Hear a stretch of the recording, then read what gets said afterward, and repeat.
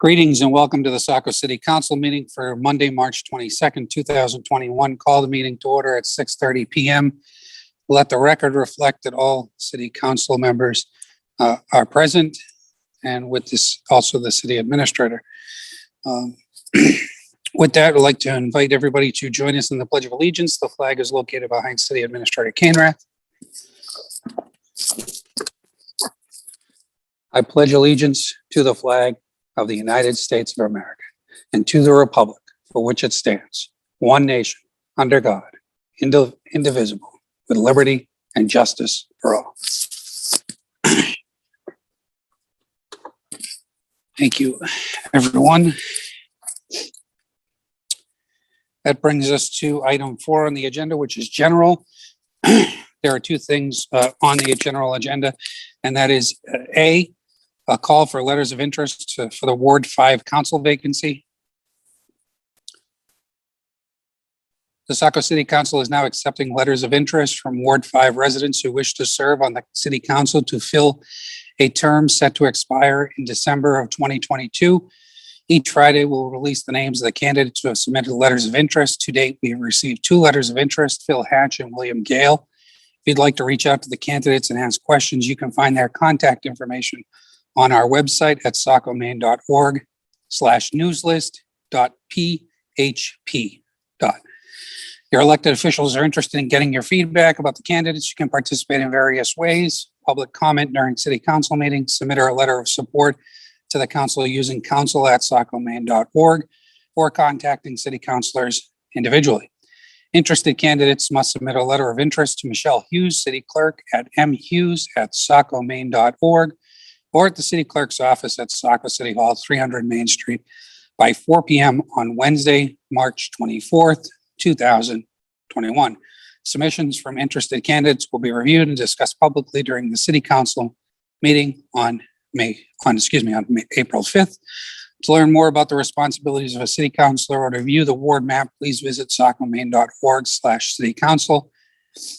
And additionally, we encourage you to take a moment to sign up for the e-notify so that you are alerted each time the city council meeting agenda and packet are published. And that is sacomaine.org/e-notify, period. Up next is the Farmers to Families food pickup for March 24th. This Wednesday is at 10:30 a.m. at the Saco Middle School. And this is brought to us courtesy of Age Friendly Saco and the Farmers to Families program. Thank you very much for everything you do. And I would be remiss if we did not point out that we have a birthday tonight and celebrating a very special milestone birthday. We would like to wish Deputy Mayor and Councilor McPhail a very happy birthday. Anyone want to sing? No? Okay. At this time, we'll move on to item 5, committee correspondence to council. Are there any committee correspondence at this time? Councilor Purdy. Thank you, Mr. Mayor. The Cable Committee met last week to discuss the status of the cable franchise agreement negotiations with Charter. Communications team, IT director, and city administrator will review the draft agreement the city received last week and determine the next steps. The committee supported the city administrator and communications director in starting the process on a franchise fee audit. The audit would ensure the city is getting what it should from Charter through franchise fee revenues over the last 3 years, and is a relatively standard practice for municipalities engaged in franchise agreements. Beyond that, the committee is planning additional upgrades to the City Hall council chambers so they are better than ever when in-person meetings finally resume. That's it. Thank you. Thank you, Councilor Purdy. Councilor Berman. Yeah, thanks. From the Shoreline Commission, I think most of the council is already aware, but Harbor Master Dan Chadbourne has announced his intention to retire at the end of the next season. So council will have to address how to make up for his absence once he's gone. And I'd really like to thank him for his many years of service. Thank you, Councilor Berman, and thank you, Dan Chadbourne, for all your years of service to the community. There'll be hard shoes to fill there. With that, any other committee correspondence to council? Council, just so you're aware, and I did miss it last time we met, the Arts Commission did have its first meeting, and the Arts Commission did formally elect a chair, and that is Shannon Seidlinger. So please, if you see her, introduce yourself. And then also, they are talking about and working with Saco Main Street on a couple of different programs upcoming. So thank you to everyone who made that happen. Any further committee correspondence to council? Okay, moving on to item 6 on the agenda, which is public comment. City Administrator Kainrath, have we received any public comment for tonight's meeting? I have nothing at this time. Thank you.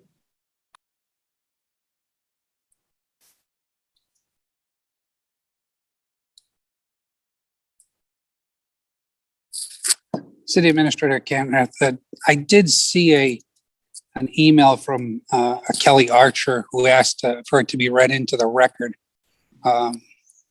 Did you not see that email? I just want to make sure that I'm not missing anything here. I don't recall receiving that. Do you have a copy of it? It was sent to council at 2:22 p.m. Today? Asked to be read into the record of public comment.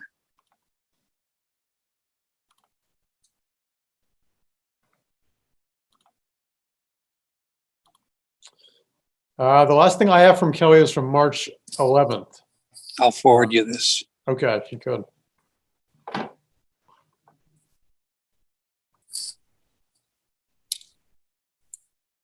But no other public comment items. I have nothing further. Okay. Did you receive that email? Yeah, so if you'd like, I can read this now. Yep. Okay. Comes to us from Kelly Archer. Dear Mayor and council members, I agree with tonight's suggested motion C, master plan development be temporarily deleted from the Portland Road District and the planning board be directed to review and provide amendments to section 717 of the new zoning ordinance and to submit an amended section 717 within 6 months for council review. Be it ordered that the provisions for master plan development be deleted at this time from the Portland Road District. That's section, am I getting my Roman numerals correct? Is that 717, Mr. Mayor? I read that as 7. Okay, thank you. I just want to confirm that. Be reversed and that the planning board be directed to review and amend section 717 of the new zoning ordinance and provide an amended section 717 no later than August 22nd, 2021 for council review. With the following revision and addition, revise the date to within 6 months to no later than September 22nd, 2021 for council review, and to add the language of the planning board revisiting the planning board's 3 nodes as vetted by the ZORS committee. As a former ZORS member, I believe it will be better suit this area versus the 6 original zones in the proposed 1 Portland district. Thank you for your consideration. Kelly Archer, 185 Bradley Street. Thank you, City Administrator Kainrath. Thank you. Open it up to public comment. Members of the public wishing to address the city council, please use the raise hand feature or *9 for a cellular phone, and you'll be unmuted to speak to the council. Up first is Don Gerard. Don, you've been allowed to unmute. Please go ahead and do so. State your name and address for the record and present your comments to the city council. Can everyone hear me? We can hear you. Good. Thank you very much, Mr. Mayor, members of the City Council. Don Gerard, currently a member of the Planning Board. My remarks this evening concern your agenda item 9B, the proposed zoning ordinance amendment to add master plan development as a permitted use in the Portland Road PR district. As noted in your packet, staff's recommendation is that the council not adopt the current amendment under consideration, but rather that the council delay adopting master plan developments as an allowed use in the PR district until such time as the planning board can recommend an alternative amendment. This coincides with the planning board's report to you, the planning board's unfavorable recommendation on the amendment currently being considered, and the planning board's recommendation that alternative provisions for MPDs in the PR district be developed. There are significant issues that persist with allowing MPDs in the PR district under the current amendment being considered. First, MPDs would be permitted in about 50% more areas than before when comparing the 800 acres of the original MU3 district and the 1,200 acres available in the portion of the PR district described in the proposed amendment.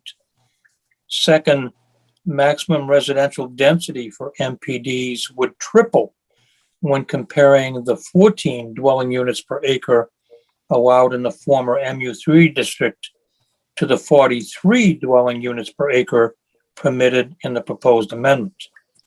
Just for some perspective on this, the Flatley MPD proposal was for approximately 10 dwelling units per acre. Third, MPD development of just 5% of the area of the 1,200 acres of the PR district in the proposed amendment could result in 1,000 new dwelling units. Those 1,000 new dwelling units could result in approximately 170 school-age children being added to the school system and could result in 5,000 one-way vehicle trips per weekday being added to the Portland Road. More details on all of this you can find in the so-called white paper that I submitted to all of you on March 5th. In summary, a lot more work needs to be done to find a way to make MPD development in the PR district work without risking significant adverse impacts these developments can have on the city as a whole, and without jeopardizing future commercial development on the Portland Road in particular. I urge you to adopt staff's recommended option, put staff and the planning board back to work on this issue of MPDs in the PR district, and we'll find a way to make it work. Incidentally, I'd like to acknowledge all the hard work done by Mike Eon, a member of the former Zoning Ordinance Revision Committee, and our city planner, Bob Hamlin, in first, bringing everyone's attention to the pitfalls inherent in the currently proposed amendment, and second, in taking the initiative to keep working on producing more sensible provisions for MPDs in the PR district. I look forward to participating in the planning board's moving their recommendations up through the process of providing a new proposed amendment to the council. Thank you for allowing me the time to make these remarks. Thank you, Don.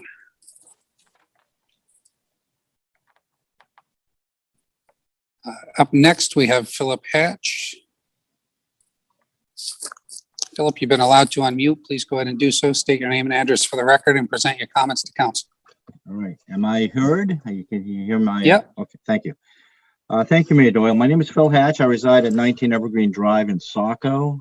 I would like to comment on action item 9, item B, contained within tonight's City Council agenda. Over the last year or so, many Saco citizens, including myself, witnessed the review of the first master plan development application ever brought before the City of Saco Planning Board. During that experience, we were exposed to the many flaws and inadequacies existing in the previously untested master plan development ordinance. Serious issues concerning clarity of ordinance language, direct application of the ordinance to specific municipal infrastructure impacts, and maintaining master plan development project compatibility with surrounding long-established neighborhoods were the more material issues we confronted. Fortunately, the planning board justifiably felt that particular master plan development application failed to meet the test of completeness and were willing to cast their vote accordingly. Now the city has a chance to regroup, review, and rewrite the master plan development ordinance, providing much needed clarity while making it more responsive and compatible with the city's long-range land use planning needs. It is clear to me that master plan developments have their place within well-thought-out land use planning strategies. However, I feel master plan developments must be designed in such a fashion as to not adversely impact and burden municipal infrastructure. Equally important, they must not adversely impact the comfort and pleasure of those who have already settled in existing abutting neighborhoods of differing land use patterns. I would humbly request that the City Council support motion C in tonight's council packet that agrees with the Planning Department staff's recommendation to delay adoption of master plan development as an allowed use in the recently approved Portland Road District, pending review and amendment of Section 717 by the Planning Board to occur within a 6-month period. Of the 3 suggested motions presented, it is by far the one I feel supports the best long-term interest of the City of Saco and its residents. Thank you very much. Thank you, Philip. Up next, we have Joanne Lapalu. Joanne, you've been allowed to unmute. Please go ahead and do so. State your name and address for the record and present your comments to the City Council. Hi, can everyone hear me? We can. Great. My name is Joanne Lapalo. I live at 7 Margaret Circle in Ward 4, and thank you for the opportunity to speak to you this evening. My comment is concerning the school budget proposal that you will be presented with this evening. Many are expecting and need our children to be back in school 5 days a week in the fall. The budget seems reasonable, except for additional funds for additional space that's needed. The Department of Education guidelines for spacing and distancing requirements have not been lifted and may still be in place this fall. This school year has been a major challenge and highlighted that our schools are struggling for space. It was identified at a recent school board meeting, the square footage needed and the potential cost per square foot to accommodate these DOE spacing guidelines while returning all students back in person 5 days a week. Whether it's leased space, temporary structures, outside rooms, or more staff, we need to make this happen and ensure that we have the necessary funds. I appreciate the mayor's offer to allow the schools to use the 12 School Street location, and maybe more options can be identified. However, we may want to consider having a safety net to our budget, as this may be critical to ensuring our students return to in-person learning 5 days in the fall. Other districts have been applying this methodology.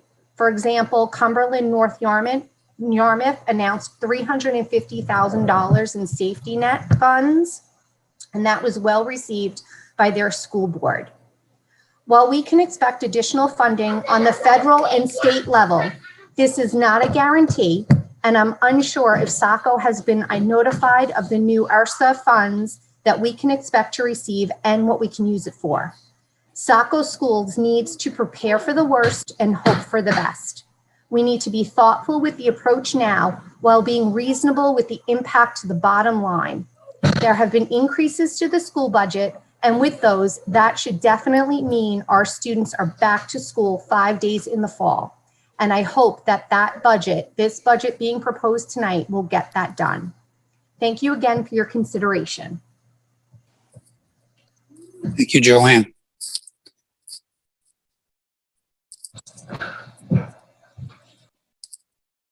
Up next, we have Katrina. Katrina, you've been allowed to unmute. Please go ahead and do so. State your name and address for the record and present your comments to the City Council. Yep, Katrina Vitello here of 116 Flag Pond Road. Thank you all for allowing me to speak. Happy spring. Spring is in the air. But also, I just wanted to really just second Don Gerard and Phil Hatch in regards to the MPD. I think more time is necessary, and I appreciate all of their insight. And I'm learning a lot about what's happening, and I appreciate both of what both of them said. So thank you for the time, short and sweet. Thank you. Thank you, Katrina. Up next is Michael Eon. Michael, you've been allowed to unmute. Please go ahead and do so. State your name and address for the record and present your comments to the City Council. Thank you. Can you hear me all right? We can hear you. Okay. I am Mikey Yon. I live at 59 Boom Road. And I'm currently on, and have been for a long time, the Economic Development Commission. The recently dissolved ZORS committee and the current planning commission for moving forward. We only had a couple of meetings at this point. And so I've followed the current, what's on the books today till April 11th is section 23416 deals with master plan developments. Not there's some loose ends there, but a lot better than what you guys did a first reading on, what you people did a first reading on, I'm sorry, on January 11th. Since then, staff and Bob and I have looked at a lot of stuff that was missing, and there's a 310 draft out there somewhere that's getting a lot closer. We put a lot of time into this, but it's not close enough, and I didn't see it in your packet tonight. So I'd like to think that maybe it's not going to take 6 more months to get this done, but maybe it can be done in 2 or 3 months. But if you adopted anything but C tonight, I think the master plan standards are very inadequate as you did a first reading on in January. And I think Bob has pointed that out. So I would, for no reasons other than that, I think a lot of hard work has been done. I'm all about mixed use development. I'm all about having mixed use development in at least a portion of that zone out on Portland Road. But hopefully you'd support Bob's recommendation to give it a little bit more time to make sure that we get this, at least his latest draft of 31021 addresses quite a few of the issues that I see. And I think if you get the planning board's eyes on it and a few more eyes on it, it could get back to you a lot quicker than 6 months. So just wanted to say that. And I thank you for all you guys and gals do for the city. I appreciate it. Thank you. Thank you, Mike.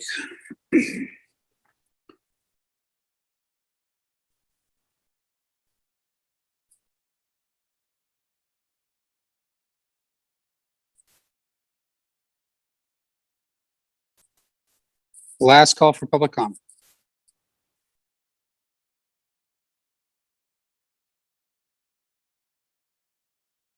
Up next, we have John Harkins. John, you've been allowed to speak. Please go ahead and unmute, state your name and address for the record, and present your comments to the City Council. Mayor, John Harkins, members of the council, 4 Christopher Terrace, Saco. Just a few questions that have peaked here recently. Just wondering how many lawsuits are facing the community at this point. We got some publicity this week, and the legal fees seem to be escalating, even though they've been transferred to TIF sectors.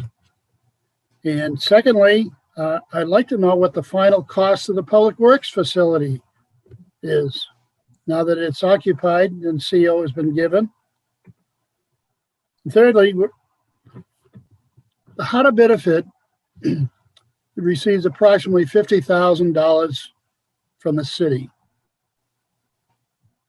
for downtown development activities. We're paying $100,000 to Saco Main Street. This seems very disproportionate. A question, finance report here that I wanted to see the date on this. I assume that it's as of the end of February, but I'm not sure. These should be dated. I noticed that we're now at 17.49% of surplus. By the end of this year, fiscal year, this will grow based on projections.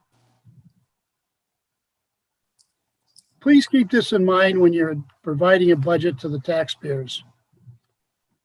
Every year it goes up and up, and it's time for a breather in this time and age. Thank you very much, members of the council, and Mayor. Thank you, John. Up next, we have Anna. Anna, you've been allowed to unmute. Please go ahead and do so. State your name and address for the record and present your comments to the city council. Thank you. Anna McCard at 533 Buxton Road. I'd like to speak regarding the school budget. So my understanding is that the school system will receive some government COVID funding, which is great news. However, it seems like it's unclear when and how much will be dispersed. And, you know, to be honest, I'm one of the desperate parents that needs my kids in school 5 days a week for a multitude of reasons. Our school board is pretty new. I know they're all working really hard and have, you know, certainly full plates.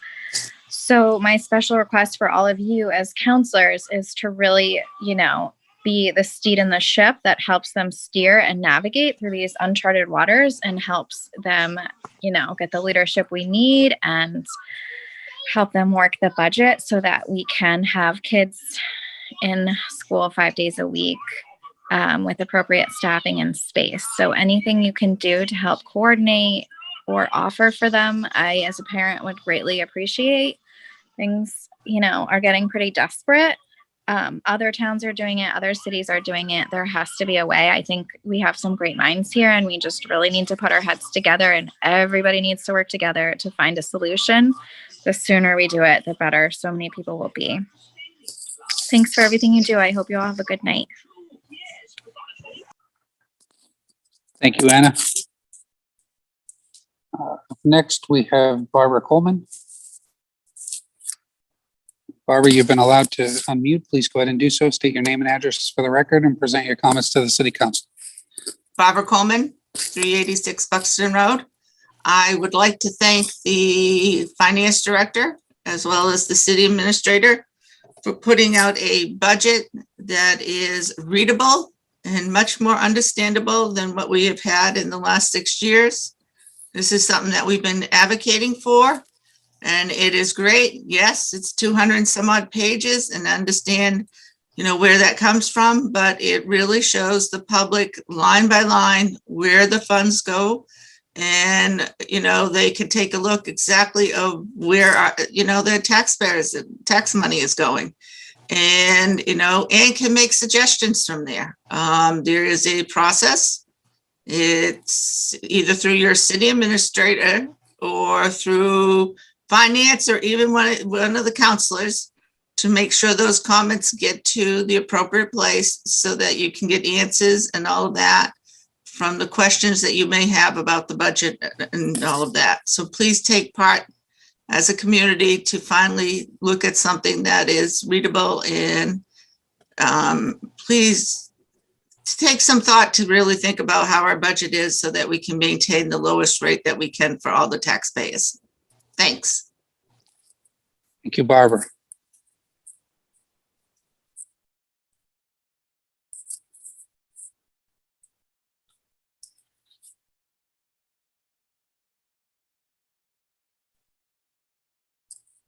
There are no more hands raised. That ends public comment. Moving on to item 7 of the agenda, approval of minutes from March 1st and March 8th, 2021. Is there a motion to approve the minutes?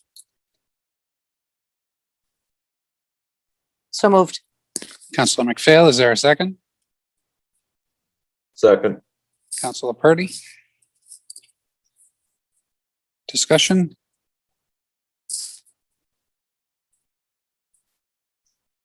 Roll call vote on the minutes. Councilor Archer? Aye. Councilor Purdy? Yes. Councilor Gunn? Yes. Councilor Berman? Yes. Councilor McPhail? Yes. Councilor Johnston? No. Motion passes 5-1. That moves us on to item 8 of the agenda, which is consent items. And that's to approve the schedule for the April council meetings. Is there a motion to accept the consent agenda? So moved. Councilor Gunn, is there a second? Second. Councilor Purdy? Discussion? Roll call vote on the consent agenda. Councilor Archer? Aye. Councilor Purdy? Yes. Counselor Gunn, Yes. Counselor Berman, Yes. Counselor McPhail, Yes. Counselor Johnston. Yes. Motion passes 6-0. Thank you. That brings us to item 9, action items. First up is a joint meeting with the school board. And we will get first budget presentations from the city and then from the school board. And then we will have a city council and school board discussion. With that, if we could promote Finance Director Glennis Salas and Finance Director Di Donato, and if we can also bring on the school board members.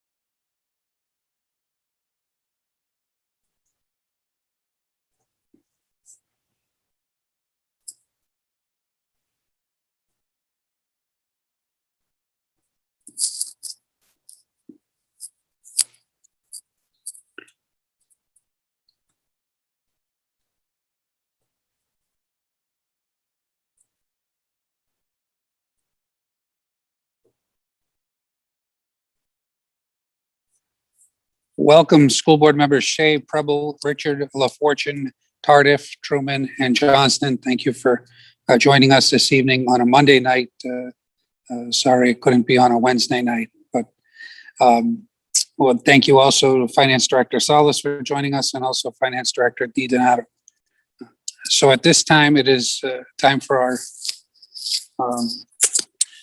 budget updates and budget presentations.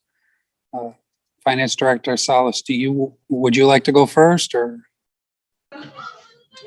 Certainly. We can go first on the city side.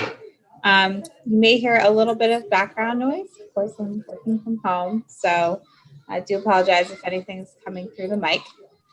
Brian and I will be working together to do the presentation for the city's fiscal year 2022 budget. I'll be presenting the first portion of the presentation, and then Brian will be taking over and presenting from there. And with that, I am going to share my screen.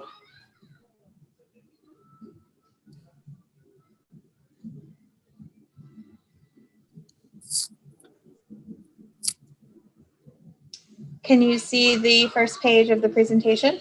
We can. Very good.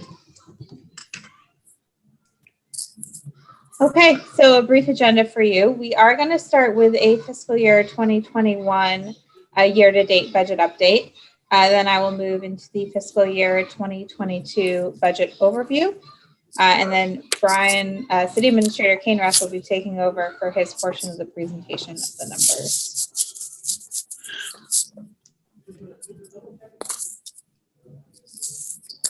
Okay, so I'm going to begin with a general fund summary.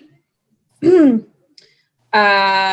city is coming in strong on fund balance. We're at 14.43% of our adopted budget on the undesignated fund balance, which is very close to where we started the year at 14.67. We do have a slight net operating income of $390,682. Which is thanks to a portion of the second half tax bills flowing in February. Here we go. I'm going to go down the line by department. First, we have the assessor.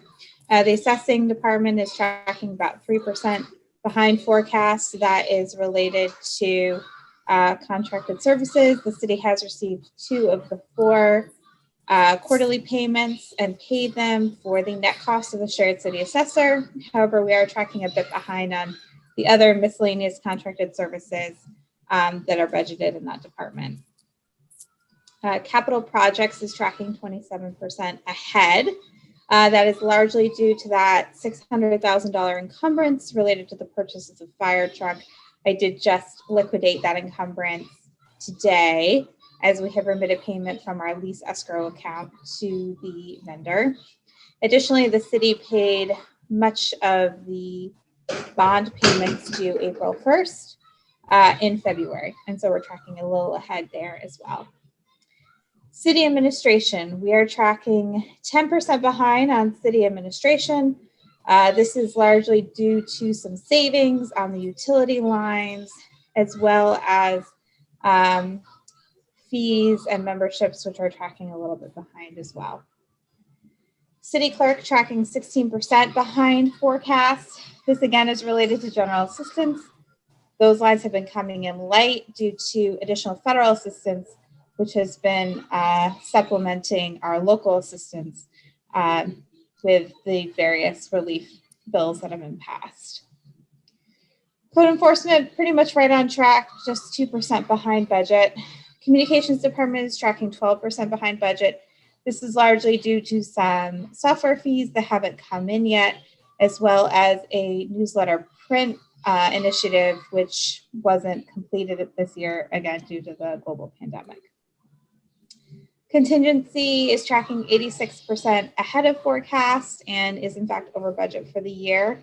This is related to some balance sheet write-offs, which we've discussed previously, as well as tax abatements coming in very high. Council is tracking 28% ahead of forecast. This is related to a bill from the Mayor's Coalition, which I'm working with administration to reclass to their fees and memberships line. County tax and the finance department are right on track. Fire and ambulance is tracking.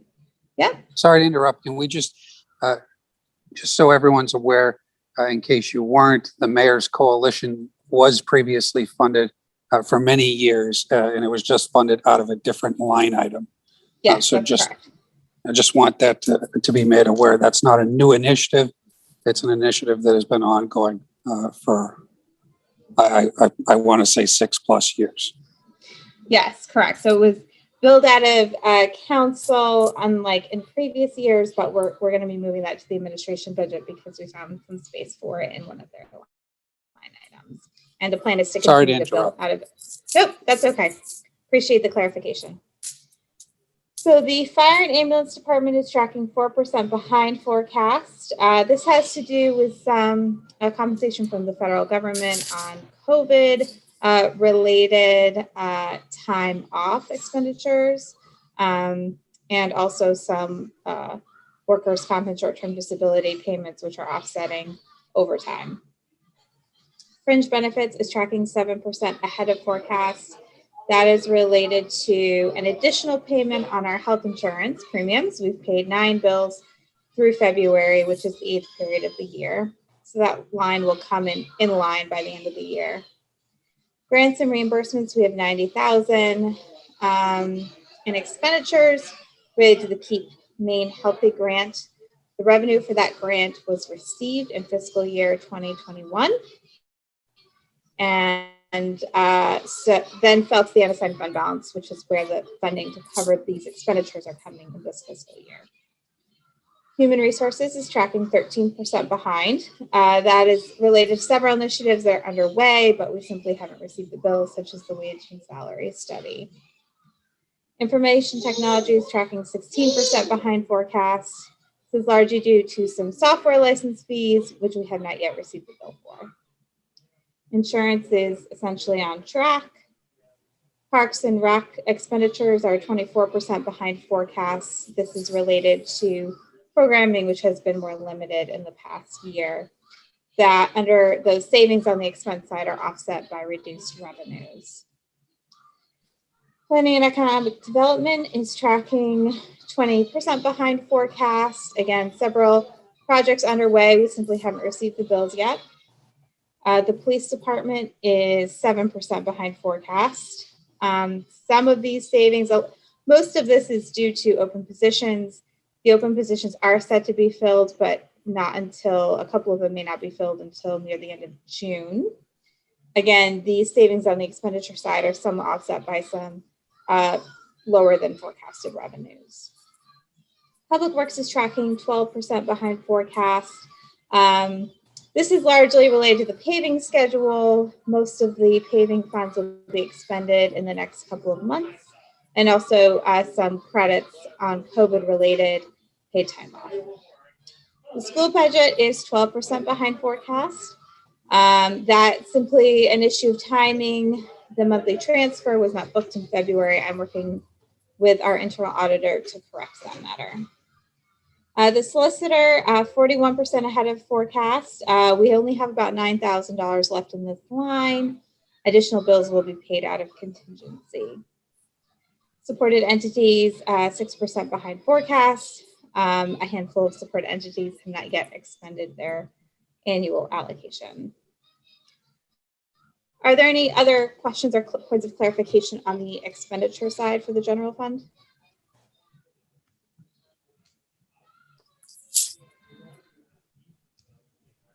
Okay, I'm going to switch over to revenues. So moving down the line, the assessor's budget, we have $33,120 of surplus revenues. This is a penalty that gets billed when a developer with significant open space, or I apologize, when the landowner with significant open space sells to a developer, they have to pay a penalty on tax rebates they received in the past. This number varies wildly from year to year, and so is not budgeted. Building rentals, 32% behind forecast. Again, this is related to the timing of the Q1 rental bills and being billed in fiscal year 2020 in error. Capital projects, this is the transfer over from the capital projects fund of a project that was finished with a remaining balance. City clerk is tracking 20% behind forecast. This is again related to general assistance. The city is compensated at a rate of 70% by the state for general assistance expenditures. Since general assistance is tracking behind, so is the corresponding state revenue. Code enforcement is 13% ahead of forecast. Development activity remains strong, and as it has been through the last year. Communications, this is our cable franchise fees, tracking 7% ahead of forecast. It has been a good year for cable, as individuals have been spending more time at home. Finance is tracking 40% ahead of forecast. This has to do with the timing of the lien filings, which were delayed by 90 days for the governor's order. We collected interest as homeowners elected to defer paying off their taxes until the lien filings occurred. Fire and ambulance, this is transfer from the ambulance fund offset medical emergency service. That's again just a mistransfer entry, which the internal auditor will be fixing. Interest earnings are 90% below forecast. The repurchase market, which is where the city has earned all of its interest over the last couple of years, has come down. The interest rates are 90% below where they were, and so our earnings are 90% lower than what we forecasted. Parks and Recreation, 78% behind forecast. Again, reduced revenues related to reduced programming, as somewhat offset by savings on the expenditure side. Planning and economic development is 61% behind forecast. This line was probably over budgeted based on revenues that were double booked in fiscal year 2020. We have fixed this line for the fiscal year 2022 budget. The police department is 75% behind forecast. There's a couple big items. The payment from Thornton Academy for the school resource officer, state compensation for the MBA position, which we haven't currently filled, and parking revenues have been a little bit soft this year. Public works revenues, which are primarily excise tax revenue, are tracking 17% ahead of forecast. Real and personal property is tracking 19% behind forecast. So this is, again, largely based on timing. We estimate that half of the second half tax revenues will be received early in February and the other half in March. In this case, more people elected to wait closer to the deadline. Sale of city assets essentially on target. State assistance is tracking 10% ahead.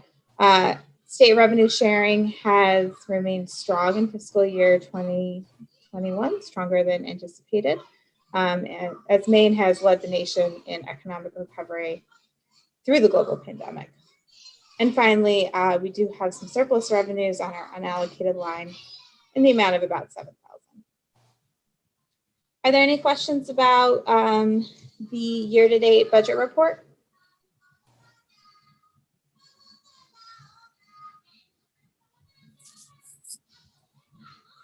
All right.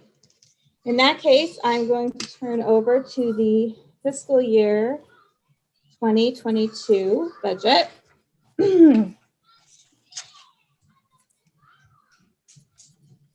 I wanted to start the presentation of the fiscal year 2022 budget with just a revisit to the basics of municipal budgeting and the process that we go through each year for those on the council who might be relatively new to this process, and for any citizens who may be tuning into a budget presentation for the first time. So, introduction to the budget. What is a municipal budget?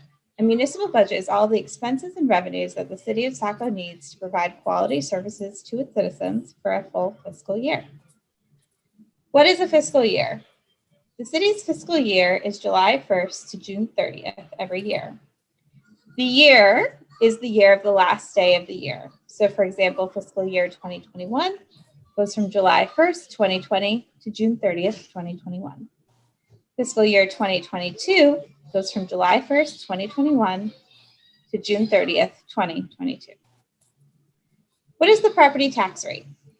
The city calculates taxes to be paid by each citizen by multiplying the tax rate by the property value that citizen owns.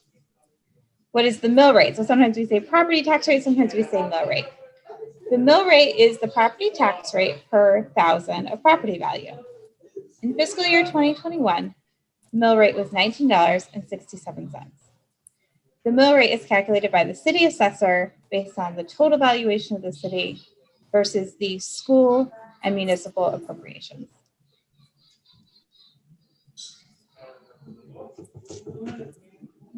The budget development process is broken down into 5 phases. The first phase is maintenance of effort. The city administrator and finance director work with departments to establish the maintenance of effort budget. Maintenance of effort means doing the same thing this year that we did last year. Doing the same thing will cost a little bit more. Why is that? Cost of living increases, inflation, some of our contracts include step increases from year to year. All of these things must be factored in when developing a maintenance of effort budget. Doing the same thing may cost a little less. Why is that? Any one-time expenses from the previous year are excluded. So here's our maintenance of effort budget. It equates to last year's approved budget, plus contracted increases, plus cost of living increases, minus one-time expenses. Phase 2 is development of the city administrator's budget.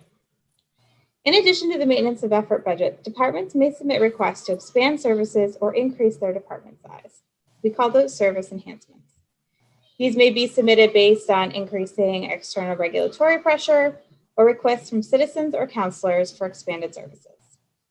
The city administrator reviews these requests, compares them to council's strategic planning and his own priorities for the city to develop his final budget. The maintenance of effort budget plus service enhancements and other changes equals the city administrator's budget. Phase 3 is budget presentation. That is what we're doing this evening. In preparation for the budget presentation, Finance compiles the city administrator's budget book and distributes it to the council and posts it online. The city administrator and finance director together present the budget to council, and the school superintendent and school finance director present the school budget. Phase 4 is budget deliberation. Budget deliberation starts tonight and will continue over the next couple of weeks. During budget deliberation, departments present their individual budgets to council. Public can view the presentations and offer public comment during the formal public hearing. Council works with finance also to draft amendments. It is council's prerogative to amend the city administrator's budget, and we'll work closely together to draft those amendments in preparation for final budget approval, which is phase 5. On budget approval night, council reviews and votes on the fee schedule, Council reviews and votes on the capital plan. Council reviews and votes on the school board budget. Council may also amend the school budget by cost center. Council reviews and votes on the municipal budget, and council may propose and approve line item amendments to municipal budget. Finance enters the final budget into the financial system, and then finance compiles the final approved budget. In summary, here's the 5 phases of the budget process. Phase 1 is maintenance of effort. Phase 2 is development of the city administrator's budget. Phase 3 is presentation of the budget to council. Phase 4 is council review of the budget. And phase 5 is council approval of the budget. Are there any questions on the budget process that I presented so far?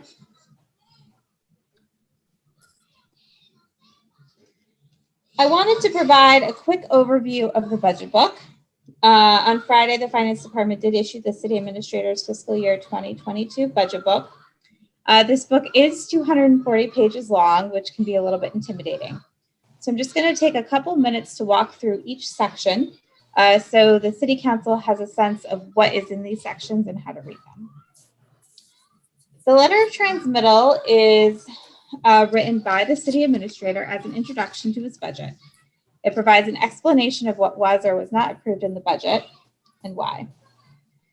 The introduction provides a basic overview of the budget process. Essentially, it's a written version of the presentation I just gave you on the last couple of slides.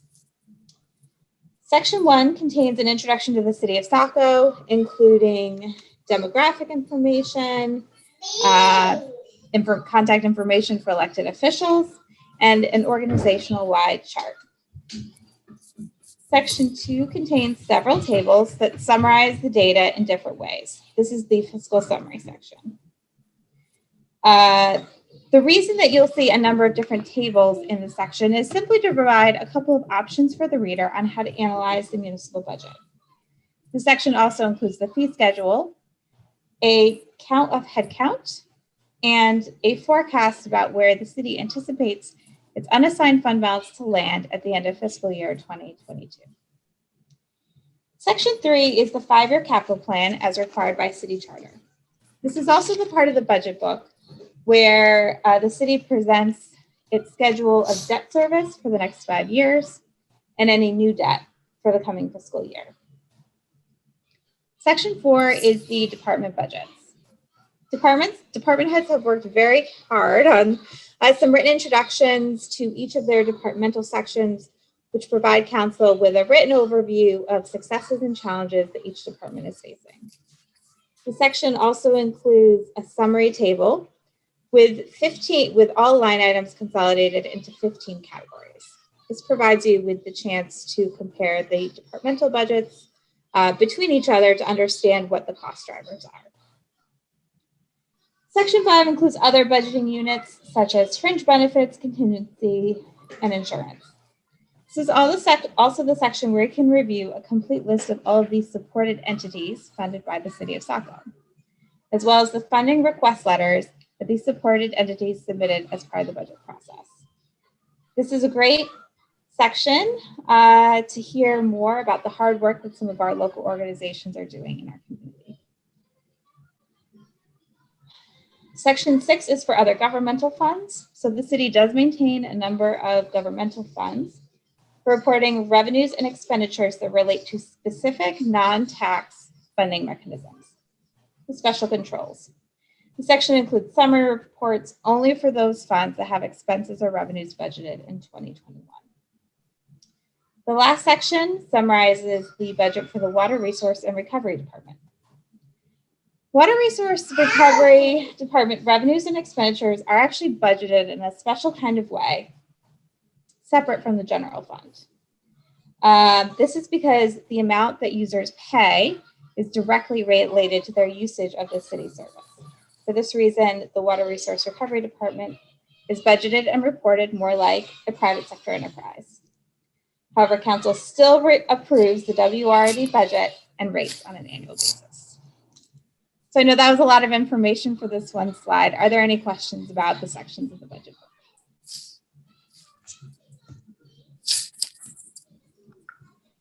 Okay, next we're going to go through the budget columns. These budget columns persist through most of the tables and charts that you will find in the budget book. The first 4 rows, which is fiscal year 2017 through 2020 actuals, give you the history of the actual expenditures for each line. Fiscal year 2021 current as of February provides you with the actual year-to-date expenditures for each line item and corresponds to the presentation that I just gave you of the general fund budget update. The fiscal year 2021 approved budget contains the fiscal year 2021 approved budget as approved by council. The maintenance of effort column shows the maintenance of effort budget for fiscal year 2021. As a reminder, maintenance of effort budget is calculated as the fiscal year 2021 approved budget plus contracted increases plus cost of living increases plus one-time expenses. The dollar change and percent change columns calculate the difference between the fiscal year 2021 approved and fiscal year 2022 maintenance of effort budget. Maintenance of effort budget plus service enhancements and other changes equals the city administrator's budget.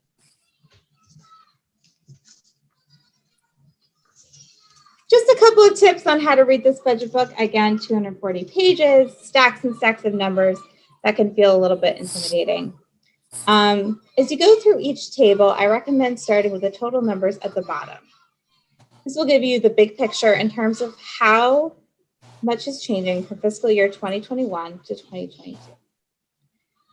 A number of the sections contain charts and graphs, which give you a visual guide for how the numbers have changed from year to year. As you move up from the total numbers at the bottom of each table, look for numbers that are changing the most, that are changing faster than other numbers, or for numbers that are going down. These are your budget drivers that are affecting the taxes for next year. Use a highlighter. It's a low text solution. I use it all the time. It helps focus in on the items that might be of question. You can use a highlighter on the physical copy of the city administrator's budget book, which the council will be receiving later this week, or you can use the PDF highlighter function in Adobe. Finally, I recommend if things pop up that are of interest or concern, please write your questions down, use a notebook. You can write them directly on the budget book, or you can send them to budget@sacomaine.org. And finally, I recommend a cup of coffee or a cup of tea just to help you get through the book. Thank you, Finance Director Salas. Can you just put up that last slide again, please? Yep. Folks in the community, there was a question earlier during public comment. Somebody had some questions. I believe it was Mr. Harkins about the budget. Anyone, please go to budget@sacomaine.org and present your questions, and then city staff will be able to answer them. And then that will be an ongoing feed so that folks don't repeat the same questions to city staff. Again, that is budget@sacomaine.org. Thank you, Finance Director Salas. Thank you so much. I appreciate that. And now we're going to turn over to just an overview of the fiscal year 2022 budget, the budget itself. I would like to pause here and note that it has been nearly a year now since the city administrator elected as part of last year's budget process to delay the presentation for a week so that we could stand up a digital forum for public meetings. I'm not sure that any of us could have predicted how long we would continue to meet in this digital format, or that fiscal year 2022 would also be presented digitally. I'd like to thank the council, citizens, and department heads for gamely working through this digital format. I think we're more comfortable now, certainly than we were a year ago. And I think we're all looking forward to, hopefully sooner rather than later, being able to once again meet in person. Every year when I present the budget, I like to start with a cycle of sustainability.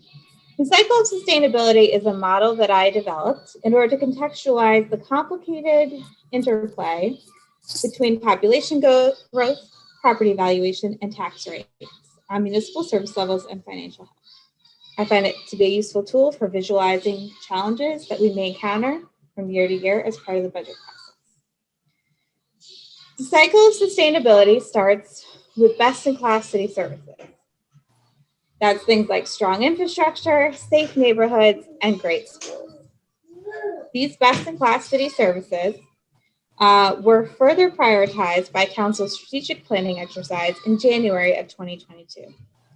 At that time, Council identified 9 focus areas on which to base decisions about funding our best-in-class city services. Specifically, Council elected to prioritize growth and innovation, environmental sustainability, and quality service. So here we are, best-in-class city services as prioritized by City Council. Those best-in-class city services drive population growth as more and more people want to move into our great community. That population growth drives increases in property values, whether that be because of new development or rising demand for existing inventory. Rising property values then drive increases in tax revenue and other revenues such as service fees, licenses, and permits. Rising revenue then supports inflationary cost pressures on our best-in-class city services, all on, ideally, a flat mill rate.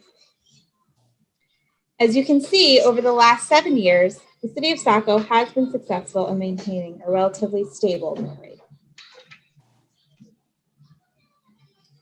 However, we have encountered a couple of challenges in planning the fiscal year 2022 budget. The first of these is that the revenue from rising property values is being diverted to TIFs in a significant way this fiscal year. In fact, TIF transfers account for 41% of municipal cost increases in fiscal year 2022, followed by fringe benefits, which are 27% of our cost increases. Some of you may be wondering why TIF transfers are considered a quote-unquote cost in the municipal budget. That has to do with the calculation of the municipal tax levy. Municipal expenses plus TIF transfers minus non-tax municipal revenues equate to the municipal tax levy. The municipal tax levy divided by municipal valuation equals the municipal tax rate. As you can see from these two formulas, TIF transfers are part of the municipal tax rate. And as TIF transfers grow, the municipal tax rate may also grow if TIF transfers cannot be offset by savings in the form of qualified TIF expenditures. The solution to this cost pressure on our city budget is that City Administrator Kainrath has requested Planning and Economic Development Director Denise Colbert to review the TIF budgets again to see if there are additional opportunities to fund qualified expenses, whether that be capital or other general fund expenses. A second challenge that the city is facing in our budget this year is the loss of one-time revenues and interest earnings from the previous year. In terms of revenue loss, the one-time sale of the Public Works facility, which of course we haven't annualized, accounts for 80% of non-tax revenue decline. That's followed by interest earnings, which are down 9%. I apologize. Interest earnings are down 90%, which accounts for 9% of lost revenue in fiscal year 2022. I have been presenting on a regular basis that interest earnings are 10% of what they were last year. So for this coming year in fiscal year 2022, we did have to budget that lower interest earnings amount. The solution to the loss of these one-time revenues and interest earnings has been to leverage fund balance to minimize tax impact. Although that's not an ideal solution, it is going to get us through this fiscal year, and then we can address some more systemic revenue challenges in the coming fiscal year. The last solution, which was used to offset both of these challenges, has been to reduce the capital program significantly. In that way, the city administrator was able to meet his financial goals and minimize the tax impact to the taxpayer. And with that, I am going to turn it over to City Administrator Brian Kainrath to present the numbers. Okay, thank you, Glennis. So the numbers, starting on the expense side, we have for the city about 32,433,000 was the 2021 approved budget. Our maintenance of effort increased to 33,333,000. Again, for the reasons Glennis just illustrated. And our approved, or our hoped, well, possibly approved, but our presented budget is 32,763,000. So about 330,000 over our 21 approved budget. And again, those that reduction was mainly due to cuts in our capital program that you see between the maintenance of effort and the 22 administrators proposed budget. On the school side, 2021, we had 27,700,000. And we have numbers presented from the school currently of 28,902,594. It's about a 1.2 million increase over our fiscal year 21 approved budget. So you see our totals for 21, 61,464,000, and the proposed for this year, 62,996,000. Next slide, please. On our revenues, city revenues for 21, about $12 million, just a hair over. For 22, you see our proposed revenues at 10,258,000. Again, as was previously illustrated, our public works facility, as well as the loss of interest income, has driven those revenues down by that margin. Our use of fund balance has increased from 400,000, 780 in 21. Maintenance of effort was 525,000. And then we've added about another 140,000 of fund balance for the 22 proposed budget. Our tax revenue, you see, has gone from about $49 million to about $52 million. And this is due to increased assessments from our assessing office that you'll notice as we've been able to drive our mill rate down. So total revenues for 21, 61,464,000, and 22 proposed 62,996,000 approximately. Mill rate. City mill rate in 21, we had 801.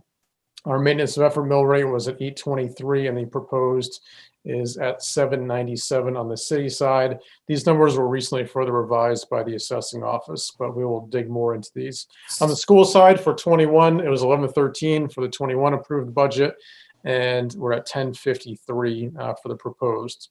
The county mill rate has remained relatively steady, but they were at 53 cents in 21, and we're at 48 cents in the current year, but we have not received county tax bills yet. But county usually doesn't change too much, so that is estimated. Good point to note at this point. Next slide, please. The city administrator's budget tax levy breakdown. This is generally about where we are, but the city is about 42% of the pie. The school is about 55% of the pie. I think cities increased slightly this year over last year, and the county just at 3%. So some comparison to our neighbors for valuation and tax rate. For the 21 budget year, Scarborough has a median home value of $375,000. And their mill rate or tax rate was at $14.86. Now, Saco and Biddeford are very close. For the median home value, Saco at $228,000. For last year, we were at $19.67 for our mill rate. Biddeford, just a hair above $230,000 median home price, and they were at $20.05. So for the proposed 22 year, again, Scarborough $375,000. 1486. I don't have their new numbers yet, but Saco, we are at 247,000 for our median home value, and our mill rate would drop to 1898 with the proposed budget. Biddeford, again, 230,000 median home value. We have 2005 on here, but the general initial word I got out of Biddeford is they're looking at about a 42-cent increase in the mill rate. So you can consider that probably closer to 2050 there for their mill rate in fiscal year 22. Next slide, please. So what went into the maintenance of effort budget and how do we arrive at that number? So workers' comp was up about 61%, which is significant. These increases are being addressed internally. We're doing some work with our safety committee for some more work there and some enhanced things. So we hope to drive that number down again in future years. Our health insurance is up about 5%. Our pay lines, you'll note, are up 1.3% for COLA, with additional funding being reserved in fringe benefits, pending union negotiations with 5 different bargaining units, as well as our wage and comp study that's currently out in the field that we'll be receiving the results back on. So we have more budgeted there to add on to that 1% for COLA, depending on those things coming in. We have generally in the past number of years done a 3% COLA. So we have enough money budgeted to cover up to that if necessary. Gas and diesel was up about 7%. Water, this was a pretty significant increase. If you remember the increase proposed by Maine Water that you saw in year 1, we have 25% on an increase for water. This was very significant in the fire department budget, but that's being felt all across our area and across all lines. So 25% on water. Public works increase related to utilities and recycling contamination. Those numbers were up slightly during the pandemic. I think with more people just throwing all kinds of things in their garbage and recycling. So we saw those numbers increase a little bit. Our citywide revaluation, the second half of that cost has been budgeted and offset by fund balance. We did, if you remember, budget the first half in fiscal year 21. The additional facilities headcount from 2021 was rolled forward. If you remember, this was a one-time expense last year that we have rolled forward. Facilities, the needs there are still very great with all the COVID protocols and the cleaning they're doing. So that position is absolutely essential in the 22 budget. And so that has been rolled forward.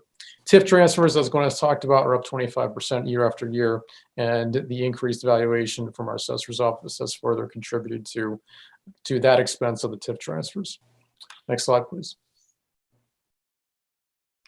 So as was noted, we have increased the use of fund balance to about $665,000.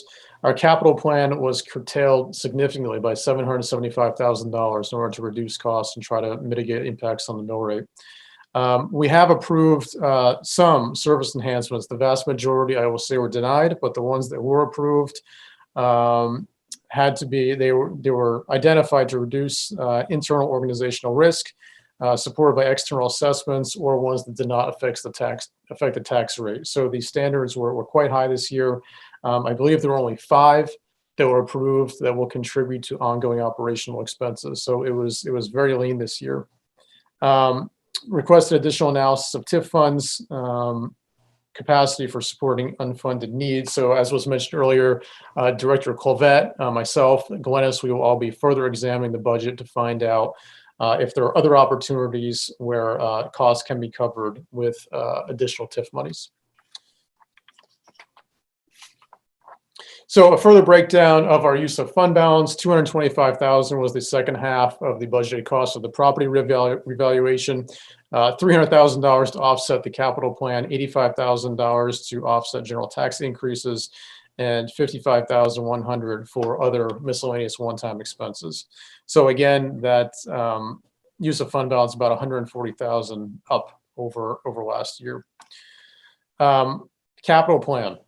Some detailed numbers there. There was about $100,000 for some police station work, rehab, $180,000 for emergency response equipment, $75,000 that was budgeted for 12 School Street, which is our teen center, $120,000 for a parks garage expansion, and $300,000 for the Route 112 improvements that you may be familiar with, adds up to $775,000. Let me just say that none of these decisions are easy. None of these projects are less worthy than others. And my hope is that between some other TIF monies, some stimulus money coming in from the federal government that we've been initially told we have about $1.9 million to expect there, that we can backfill some of these priorities in the capital budget. But these were all tough choices. They're all worthy projects, especially, I'll point out the emergency response equipment. I know there's some police radio issues that we really do need to look at, and we really do need to identify funds to cover. But in putting this together, we had to get numbers down somewhere. And so it was a matter of hard choices, and they were all difficult. But that's where we ended up for capital. But my hope is that we can revisit some of these things in the near future as we have some other funds to work with. Next slide, please. So some of the major service enhancements that were approved, there is as I've talked about previously, a split to the Planning and Economic Development Department. The Economic Development Department will become the Department of Community and Economic Development. And on the planning side, we will be adding a planning associate, which is another position in planning. The workload and the volume in planning, as you may know, has increased substantially in the past couple of years, especially the last year. And that additional headcount at this point is necessary to prevent absolute burnout in the department and to keep things moving forward and getting projects to the planning board. So that was approved. The addition of a deputy finance director was also approved. I know I've spoken to this council about my concerns regarding continuity of operations and succession planning and finance. Their workload also just keeps getting greater. So we want to improve our payroll system and process. So there's a lot there that can be said for adding that position. And again, I will point out it's the only major department of the city, a very essential department that does not have a clear succession plan for the director. So that was also approved. We've added a firefighter position to the fire department. As you know, the MRI assessment that came out a number of years ago identified that we were understaffed. We have been working to get up to that appropriate staffing level over the years. Unfortunately, this year with the budget the way it was, we're only able to add one position. But to keep moving forward in that effort to get the fire department up to recommended staffing is a priority and is a public safety matter. Their call volume, as well as the police department's call volume, as the city grows, is not going down. It's only going up, and we need to be prepared for that. Cybersecurity software consolidation with managed AV threat. This is a cybersecurity issue, very important. Another area where things keep evolving, things keep changing, and we need to be prepared and evolve with them so we don't get caught flat-footed. So that was also approved. Moving assessing operations back to the general fund from TIF funds was also approved at a slight increase. So next slide, please. Service enhancements with no tax rate impact. These are one-time expenses or were no monetary value. Southern Maine Beach profile monitoring. The Saco Bike and Pedestrian Committee saw a small increase. GIS certification training for assessing. Fire communications tower inspection. Replacing the Fire Marine 6 freshwater boat. New tabulating machines. For our elections in the clerk's office, these are being mandated by the state. We had to do them. Playback device for the cable channel for the communications department. Again, very critical in getting out our meetings and being as transparent as possible. And we also have an initiative to create email addresses for all employees across all departments, especially when it comes to communicating with HR and some more sensitive or confidential things. We don't want people using their personal email addresses. So we're going to provide every employee with a saco.org email address. Next slide, please.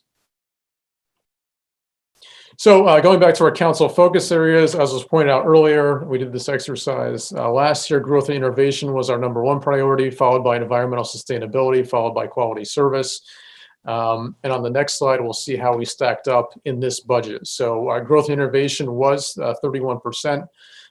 So we are meeting those targets there. Environmental sustainability at 25%. And a third, we had quality service at 13%. But we did also have a sizable piece of the pie for livable communities, as well as transportation and transit.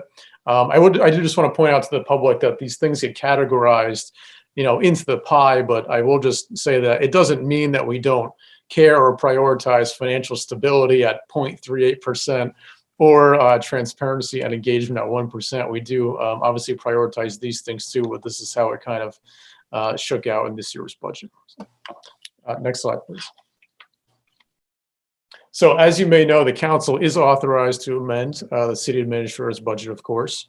Amendments may be submitted any time, but we're encouraging you, if you have ideas, to submit them as soon as possible. The sooner the better. We're asking to have them into the finance department by the end of the day or end of business on April 30th. Amendments to the city budget should be at the line item level. Amendments to the school budget, however, have to be by cost center. So finance administration is available to work with counselors to draft amendments. Just tell us what you'd like to do, and we'll work on getting those amendments crafted with the appropriate budget numbers, et cetera, and get those in. So amendments will be reviewed during our budget deliberation session on May 3rd. Again, please have amendments in by April 30th, end of business. And the amendments are to be approved during our budget approval meeting That's the second week of May on May 10th. So next we just have some timeline of the presentations that you'll be seeing. So on April 5th, we'll have the departments of Parks and Rec, the City Clerk, Public Works, as well as the capital budget will be presented that evening. The Finance Department, and that will include others, the fee schedule, contingency insurance, solicitor grants, and other support entities. On April 12th, you'll see the IT department, the communications department. You'll hear from the HR department and hear about fringe benefits, fire department, code enforcement, as well as our assessing department. On April 20th, we'll hear from the police department, water resource recovery division, planning and economic development, and we'll also talk about the new Department of Planning and Community Development. Dyer Library will present. We'll hear from Saco Main Street, Bedford Saco, Old Orchard Transit, and we'll have administration, and I'll also talk about the solicitor piece on April 20th. That's the last day of our departmental presentations. So April 29th is our public hearing on the budget for the public's input. Joint meeting with the school board for review of the school budget will be happening in April also. On May 3rd, we'll have council deliberation on the budget, review budget motions, submit additional council amendments, and pose last minute questions to the school board at that time. And of course, on May 10th, we'll have our final wrap up, which is the council approval of the budget. So that is our roadmap from here. That completes, Glennis, I believe, the city's presentation of the fiscal year 2022 budget. Thank you.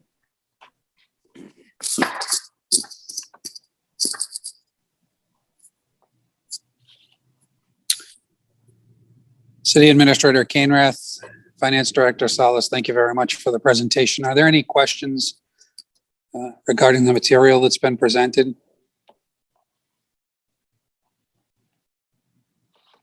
Okay, I think you must have answered all the questions, or we haven't had the opportunity to digest all the information yet, but I'm sure questions will come.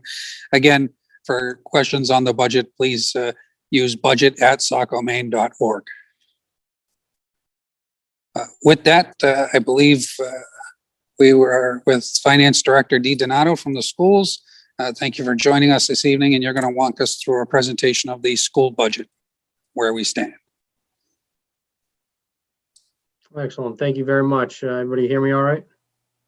We can hear you and we can see your presentation. All right, let me get this thing going here. There it is. All right, good evening. Tonight I'll be presenting our 2022 proposed approved school budget. First thing for an overview, board proposed a $46.1 million budget. It's an increase of about $3.6 million from prior year.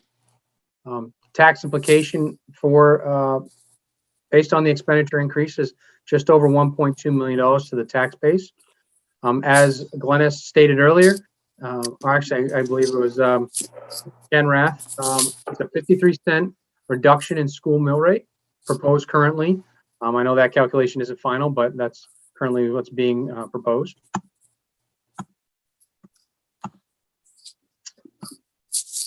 I wanted to do a quick overview of our subsidy this evening. It's a very complicated formula. It's made up of 5 different pages. Lots of various information goes into this. I just wanted to kind of highlight a few of the areas that really kind of drove our revenue up this year. Currently, we're receiving about $337 more per student through our pre-K through 8th grade enrollment. Even though the enrollment is down this year due to COVID and a lot of some students electing to be homeschooled, our average on the formula is up because we have a full 2-year picture view of our pre-K program that we implemented. This brought up our attending population up to about 35 additional students. We're also receiving $227 more per student for the high school. That's your 9th through 12th grade. That is a state set calculation based on all of spending and is averaged to us since all of our high school students are private. We received an additional $2.26 million in special ed funding. With the EPS formula, there's also a special education formula. It's based on our special ed enrollment numbers, based on the severity of their cases. And it's, again, an additional complicated formula, but they recognized our student current population and increased our subsidy by 2.26 million this year. As a total, the whole allocation was up 3.1 million, which what happens is that equates based on the town's evaluation to $2.4 million of an increase in subsidy. So although our expenditure budget is up over 3.6 million, our revenues came in higher at 2.4 million, which again, prior slide stating that our tax base is about $1.2 million increase.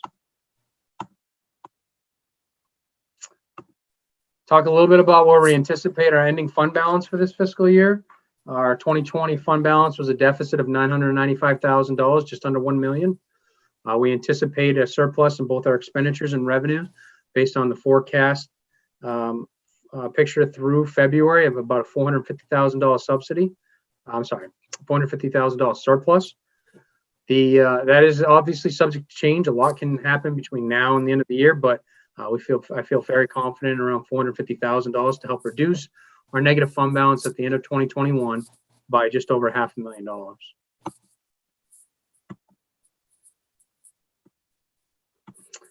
This is just to highlight some of the federal funds that we've received over this fiscal year. We received several different types. The two main ones is CARES funds. The first round of CARES funds was $1.4 million. That came out back in June and July, which helped us open up our schools safely, as well as our CARES Fund 2 of $1.5 million that came out late in November. The other two grants is ESSER 1, which we have put a few personnel in that position, as well as some technology. One of the personnel is a district nurse that we had at our K2 level, which currently has vacancy, but we are trying to hire now. And then our ESSER 2 grant, which was just approved, of $1.1 million. We do have an ESSER 3, similar to what the town said, that they're expecting additional federal funds coming in. It's from the last stimulus round. We are not aware of what that total amount is. It is still being put through the legislation up in the finance for Maine DOE. As soon as they have those calculations, we'll be notified. But I'm anticipating within the next week or two, we should have those numbers. Each one of these are a link. We're going to post this to our website. If you want to review this slideshow, all you got to do is click on the links, and it brings you to exactly where the folder is in each one of our designated areas for our website. It will give you the list of what was approved, what we have invoiced, and what has been approved for invoicing at this date. Most of the funds that were used for this were used for PPE for the teachers, students, as well as desk shields. We've done a lot of work for air handlers. We've done cleaning for all of our air ducts in our schools. We pumped a lot of technology into the program through network and devices so that we can be doing a lot of this remote learning. So again, if you have any questions with regards to the funding and what we've used those funds for, you can see it on our website. So here's a quick breakdown of what makes up the $3.65 million expenditure increase. Just over $1 million in salary and benefit increases. Those are all contractual. Well, most of them are contractual. That's all of our 5 bargaining agreements that we have, as well as central office. Our health insurance is currently an estimate at 8%, so it is a expenditure of $330,000, but that will be known by April 1st, hopefully, usually within the April 1st, April 3rd range. So that number could go up or could go down. Once I do have that number and it's calculated, I will be sure to notify both the school board and the city council what that number is.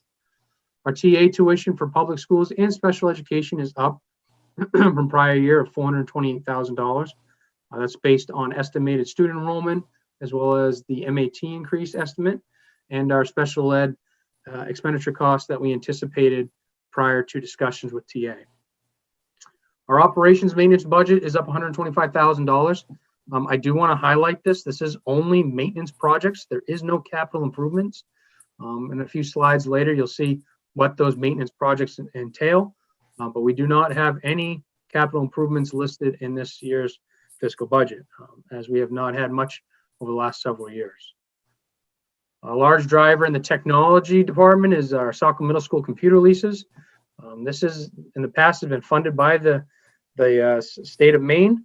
We are unaware of what their funding level is going to be this year, but this is what we're going to would cost us to lease our needs to make sure that everybody has the turnover that they usually do every about 3 to 4 years. We restored the summer school program and after school program that was cut from last year's budget. With COVID, we anticipated not having a summer school because we weren't doing in-person instruction, as well as before and after school programming. So we did restore that to its normal, what it looked like back in 2020. We restored our Saco Middle School sports, which was also cut from the budget with the anticipation that there wasn't going to be any sports played for this fiscal year. And then the last amount to make up the 3.65 was the board approved RADs, which I apologize that the city uses service enhancements now. We're still stuck on the RADs just because it took years for us to understand that process to begin with. So not to disrupt the turnip truck. So what makes up the 1.2 million in increases? Well, a bunch of them are restored positions from this current fiscal year. So in the beginning of the school year, we had 2 positions. One that one teacher left before the school year started, and one left in early October. We elected not to rehire those positions and help to offset our fiscal year budget. We had a young school math intervention teacher that has been on and approved in our budget for 3 years that have never been able to hire for the position due to budget constraints. So even though it's been approved and wasn't approved this year, but it was approved the past 2 years, we never hired because we had to save additional funds. As well as to restore the math ed tech that was cut last year when we were reducing our budget, and 2 of our special ed teachers, both at Fairfield and Burns, that were removed from this fiscal year budget, which is very important because if we do not have those 2 positions, we will be violating special ed law. One big number to address is the additional TA special ed tuition. This was after we presented the superintendent's budget. Thorne Academy was able to get back to us with program concerns that they had with a couple of our upcoming 8th graders moving into 9th grade and was going to need additional support, as well as the shift in how many students was from Saco versus other towns in the district really drove some of the pricing of their programming onto Saco's bill. So we had to increase the bill by another $460,000 than what was originally anticipated. The other items was brought up by our leadership and either building principals or our special ed director. The K2 nurse, like I discussed a few minutes ago, we had a nurse retire, and the other nurse that we had on staff was being paid out of our ESSER 1 grant, which is a 1-year only position. We ended up, after the teacher retired, she elected to take the full-time position, and now we are short a nurse, which we are currently advertising now since the school board elected to approve this as an increase for next year's budget. Fairfield interventionist is another need, so they approved that, as well as our ed tech district-wide to help cover IEPs and administrative notes and assistance during these IEPs. A lot of our substitute and shortage in our classroom has to do with having to have mandated IEPs where the teachers and the ed techs have to come out of class to meet with family and parents, and we don't have anybody for coverage. So this would help offset some of that, as well as an evaluation tool through special education. So all these were additions to the superintendent's proposed budget. Just gonna click on this real quick. This is the cover sheet that I presented in your budget book. This is something that we've used year after year. This just basically is an overview of what by department, what we were for this fiscal year FY21 and what the current proposed budget is for next year. And then this is the additions that the school board proposed. Again, it's just a quick, easy by department, kind of gives you all the detailed information. So if you want to look at a certain department, you can go into the book and review it that way. Below that is our revenue picture. This is our local taxes that, based on our subsidy, the state of Maine requires us to raise in taxes in order to receive our subsidy. The additional local is what's the difference between what we raise and all of our other revenue to help match what our expenditure budget is. So again, it's just kind of a breakdown. This is all online for anybody who wants to review more. And then our current projected tax levy of $20.9 million. Now the trick is to get back where I was. There we go. Okay. And then I also wanted to click on, this is the tool that we use for our restored/RAD calculator. Very similar to what Glennis had a few years ago. Essentially, these are all the positions that were brought up, that were suggested. If the school board selected a yes, there's a yes next to it, and it creates our total funding down below of 1.1 million. Below is what I was talking about earlier when it was operations. These are all of our miscellaneous small projects that we have listed for next year. These are by safety concerns first. So obviously at top is the areas that we need to address the most. And as we get further down, these are, hopefully we can get to all these projects, but obviously like any municipality, any school, things come up, and sometimes these have to take a back burner to something else that happens during the school year. And then lastly on here, this is where we use our tool for projecting what our Thornton Academy tuition and MAT increase will be for the following year. Again, MAT, I'm sorry if there's people listening don't know what that is. It's called maximum allowable tuition. Essentially, it is what is set by the state every year. It's an average of all high schools that are spent in the total state of Maine, and then divided by the number of high school students enrollment. That gives you what it costs per student.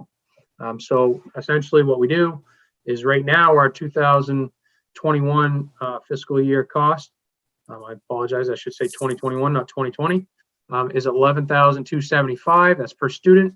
We're estimating an increase of MAT about 2.5%. Historically, it's anywhere between 2 and 3.5%. And then that gives us our total per pupil cost.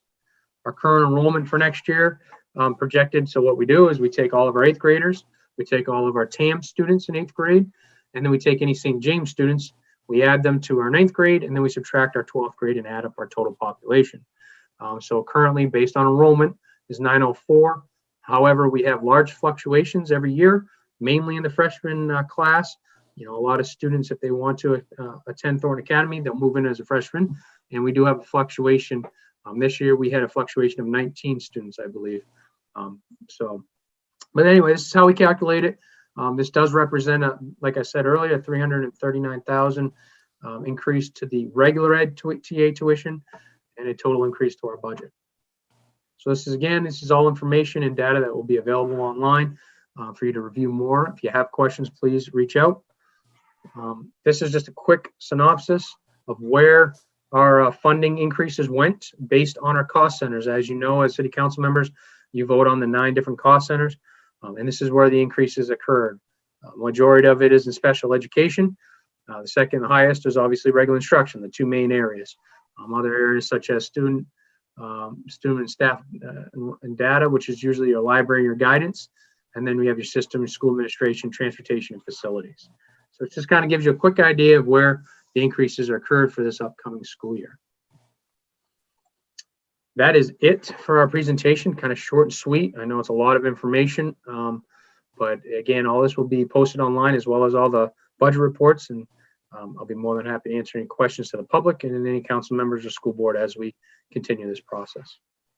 Thank you very much. Finance Director DiDonato, thank you very much. Any questions for the Finance Director? Councilor Berman? Yeah, thank you. That was a great presentation. I do have 2 questions. There were a couple of public comments earlier in the meeting about the sufficiency of this budget to get us back to 5 days a week in school. And I'm wondering if you could address some of those concerns or questions. Sure, absolutely. Yeah, maybe I'll save my second question maybe for after that. Okay. Yeah, this budget that's currently presented, that both the superintendent and the school board was rolled forward, is the anticipation that it's a 5-day for school for next year in person. However, that there's one main issue is the restrictions need to be lifted in order to make that happen. Right now, the restrictions are allowing 3 feet per student, which currently our facilities for the most part can handle. The issue is when it comes to eating. So you cannot eat if you're within 6 feet of a student without your mask on. So that's causing the biggest problem right now. I'm trying to figure out, and I know OSAC will be meeting on Wednesday. So there's this discussion about whether or not we add additional space. I think our last meeting that talked about maybe putting 10 modulars up on the Saco Middle School. And although that may be great, but that might only alleviate one grade level and help one school. So it still has concerns for our K2 levels. So there's a lot of things to be discussed, but as of right now, the budget is being put forth is only if the restrictions are lifted based on the 6 feet of eating guidelines right now. And are there any estimates as to what happens, what it might cost or contingencies if that doesn't happen? So basically, we talked a couple of different things. We're going to need anywhere between 60,000 to 120,000 of additional square feet to make it work. I don't know where or if we could get that kind of square footage. There's other options of trying to figure out whether or not we can rotate lunches. However, that was discussed in a lot of the principals saying we're going to start feeding students at 9:15 in order to make that work. So I think there's a lot of steps that need to go in. And as far as cost, I know Mike Garrity, anytime we set up a modular for any of the groundwork or just getting ready for hooking one up, it's about $100 to $150,000 per modular. Now, granted, if you're putting a bunch together, it may shave that cost down altogether, but it's not cheap to have modulars put on place. But again, this is definitely more information that's going to be discussed in OSAC. Like I said, we do have federal funds coming in. I don't know what that money is, that amount's going to be yet, but we should hopefully have that number very shortly. Thank you. And then my second question is just more of a curiosity. In your pie chart, when you discuss the breakdown of the budget increase by expenditure, I noticed you had regular instruction and special ed and other things. I also noticed when you were going through it that many of them were related to Thornton Academy and increases in and is there a way to get a breakdown of the cost increase by whether it's for K-8 and whether it's for Thornton Academy? Yeah. And so, well, it's segregated in our reports. So, you're asking you're talking about the pie chart itself? That's right. Yep, sure, absolutely. I can do that for you and send that out to you, sure. That'd be awesome. Thank you. You're welcome. Any other questions for Finance Councilor McPhail? And then Councilor Johnston. Oh, thank you, Mr. Mayor. Jason, thanks for the presentation. Actually, just what you were just talking about modulars reminded me last year. What happened with the proposed modular for Fairfield that was discussed last year? Yeah, I believe they ran into some planning board issues. I think Mike Garrity might be watching. I don't know if he's on the Zoom or not. I don't know if there's any school board members that can kind of clarify that, but they ran into some roadblocks on where they were going to put the modular. Mm-hmm. And I don't believe it went any further because of that. Okay. Is that still listed in the budget as a pending, or has it been removed based on any outcome? Yeah, no, it wasn't increased. It wasn't. So it was suggested last year too, but it was never actually put into the budget. Okay. It was also suggested again by principal at Fairfield. However, that didn't get moved forward either this year. It is on the RAD list as a consideration to review. I do also know that Young School requested it after we presented our budget and a module as well, but we did not put that on because it wasn't during the presentation time. So regardless, in our schools, there is some space issues that need to be worked out beyond the fact of COVID itself. But if Mike's on, which I don't know if he is, I may be able to speak to more of that. Okay, thank you. Jason, there were some conversations being had, and I know they're being had with the school board regarding Ferry Beach Association and some other places on space. Yep. Any update on that? I don't have any update on it. We have not gone down to see the facility yet. I know I see Sarah's on here. I know she had a little bit of information she was discussing back and forth with them. I don't know if you have any additional information at this time, Sarah.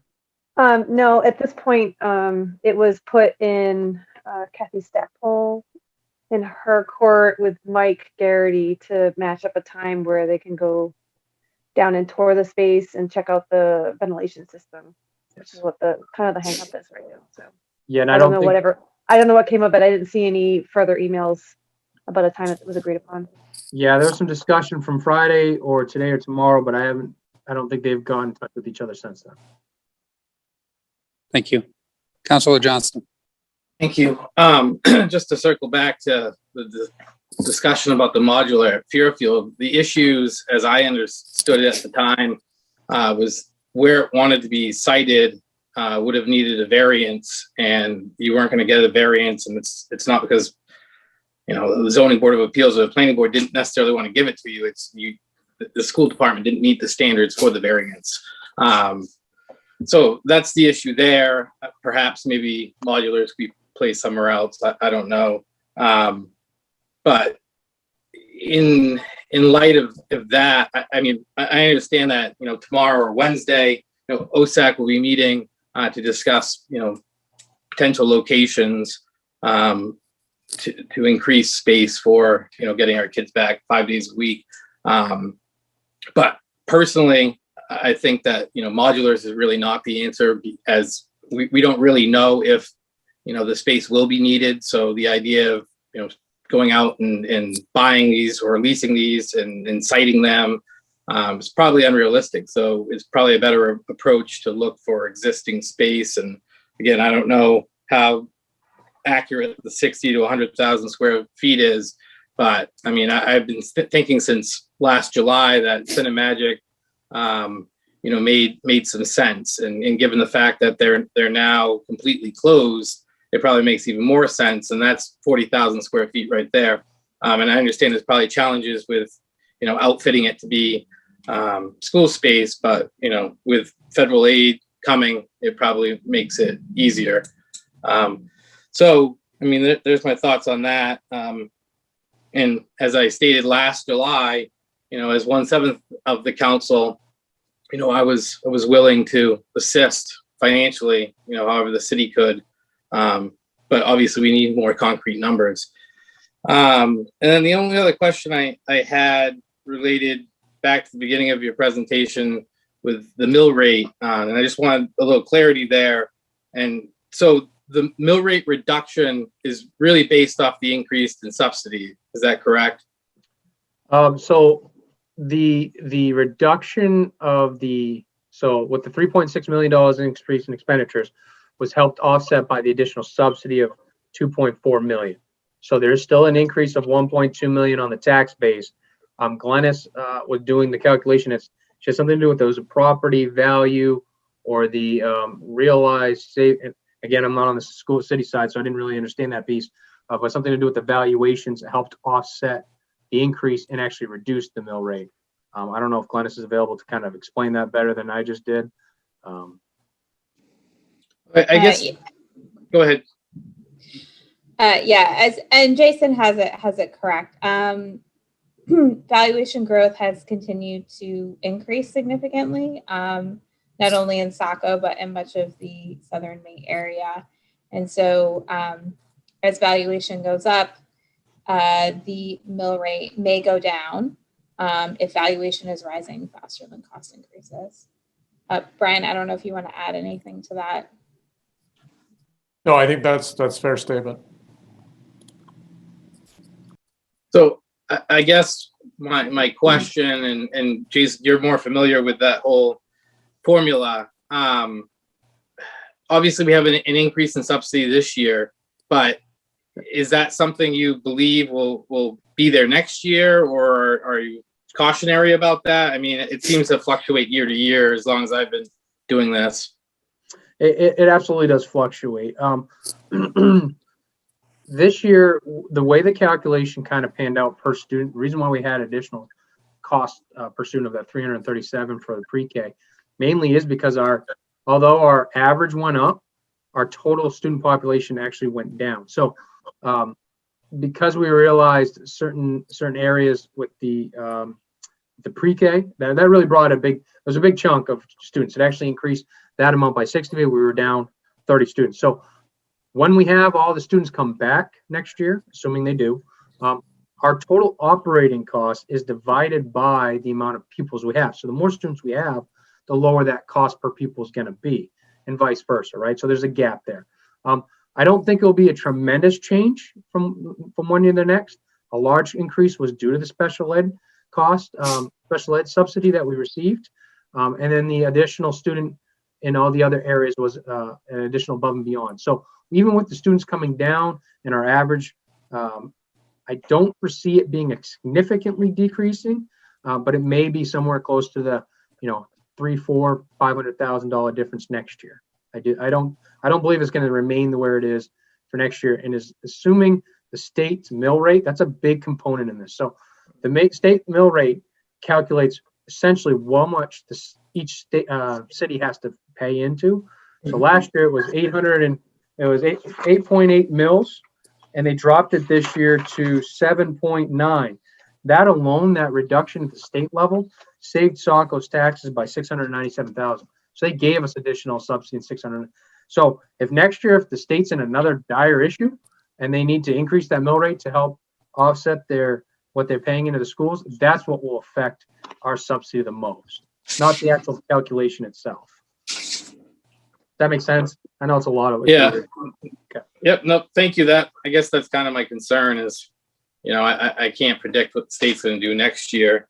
And then the only other thing I have right now, I haven't really had all that much time to look over all the material, and you're probably not the actual person to answer this, but I guess going forward, if we could have a better breakdown as to the positions we're adding back and how we operated this current year without them, or even longer than that, and what the impacts would be if we didn't add them back. I mean, I look at that 1.2, I believe it is, increase, and it's a little concerning to me. So I'd like to just have a better understanding, of those RADs.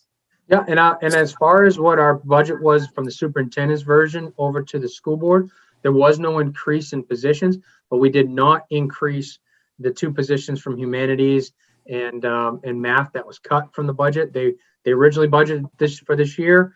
The positions were not rehired, so I didn't roll those into my proposed budget. So our initial increase didn't have some of the stationary positions we have right now, as well as right now we have about 8 or 9 vacancies in our special ed department for ed techs. Those are open positions that are needed. Right now we're not out of compliance because not all the students are there every day. So we're able to use the personnel we have now to educate the students and not file out of compliance. But next year, if all 5 come back, we're going to have problems. We're going to have some major issues, and especially why we increased the 2 special ed teachers. Because if they all come back 5 days next week, their caseloads will be way too high, and we'll be in violation. So, but yes, I can definitely give you a little bit more detail on each position than if you'd like. Yeah. Thank you.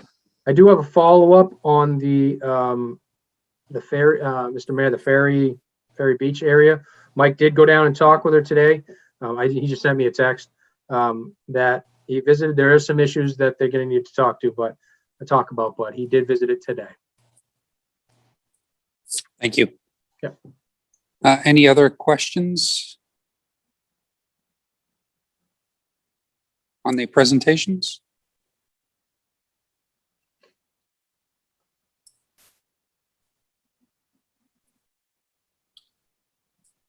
Okay. At this time, we're at agenda item 9A2, and that is a city council and school board discussion. If there's any discussion that the city council and school board would like to talk about with regard to funding.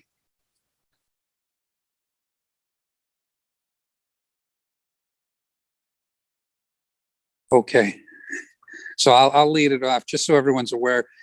From the mayor's office, I sent a letter to Governor Mills requesting her to revisit the proposed guidelines for transportation and also eating.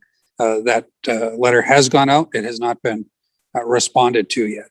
Additionally, again, I've asked City Administrator Canrath and the Economic Development Department to look at possibilities of using incoming the $1.9 million that was slated for the city of Saco to receive, about possibly using that to rehab and outfit the 12 School Street location, which we had proposed a teen center there, but in the meantime, it might double as a use of space for the schools should they need it come the fall. Those are some preparation things that the mayor's office has done as part of an initiative to get folks back to 5, as they say. So I think that is the goal of all the council and school board, is to get back to 5 days a week. And I think we have to look at that.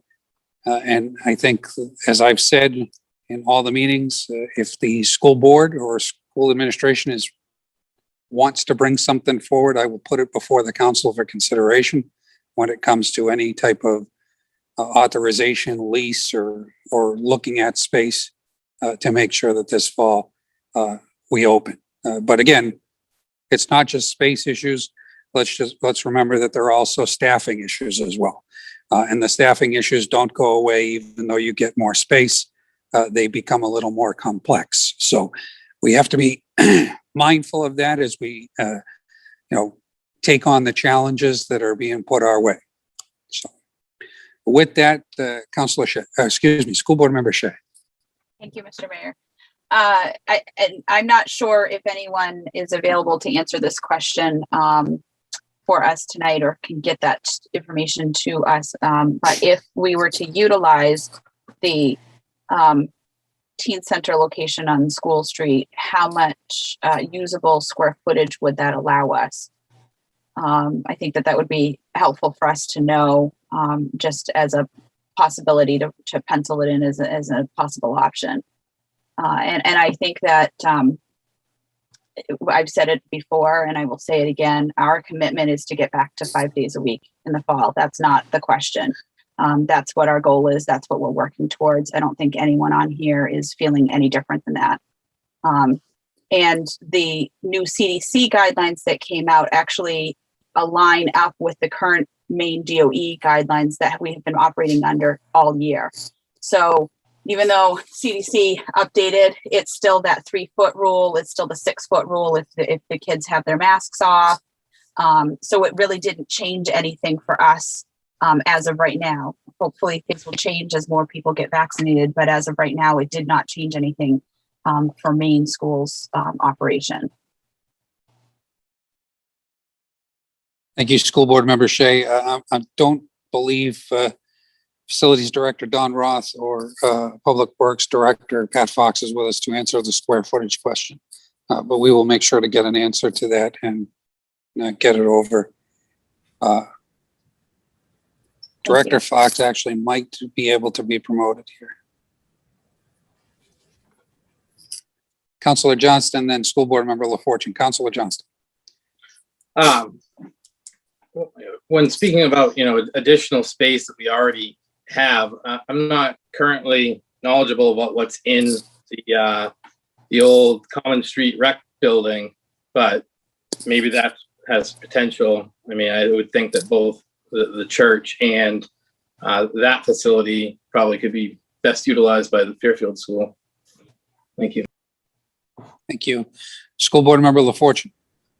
I was just going to follow up on what Councilor Johnson said earlier about seeking existing space that might be more suitable because of its existing condition. So Common Street is going to require some amount of build out there, maybe something that is similar that has to happen with School Street.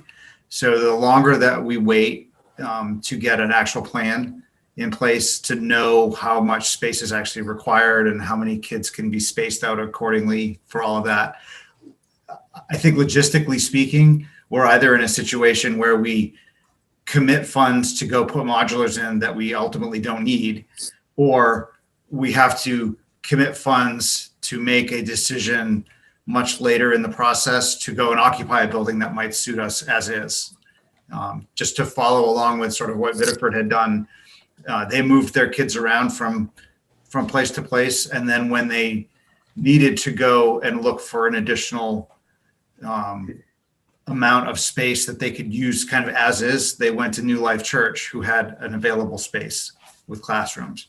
I'm not saying that we would do something similar and tap the church buildings that have classroom space, but that's the kind of thing that if we were to look to, having something available, we're either going to have to start like right now building something or securing something, or look to places around the community that might fit the bill if it became necessary to do that in order to meet having all kids back in school 5 days in the fall.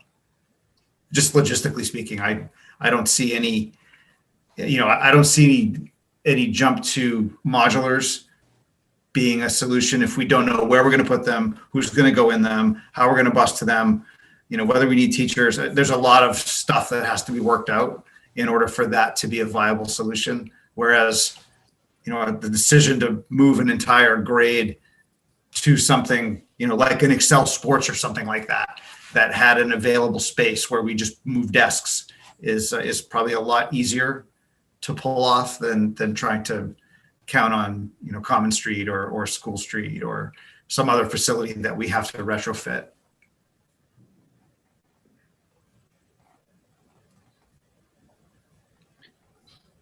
Thank you, Kevin. Any other questions, comments, discussions? Finance Director DiDonato. One thing that I've neglected to bring up that I know there was some discussion, Mr. Mayor, around our new school construction. We need to have $200,000 in the upcoming budget for architectural work, permitting, and designing. Now, I know there was discussion around the city paying for that, but I haven't had any confirmed yeses on that. Where is that discussion currently between the city council and the school board? I've asked City Administrator Kainrath to either include that in his budget or include it as an amendment to have the council vote on and at some point in the future. It's imperative that it's going to be a city-owned building. It's imperative that as part of our capital planning, we include that, and we worked through the process of funding those initial fees in order to get the money from the state for the project overall, and then put it out to bond to the members of the community. So it's imperative that we treat that like any other city building, and then we prepare for its future.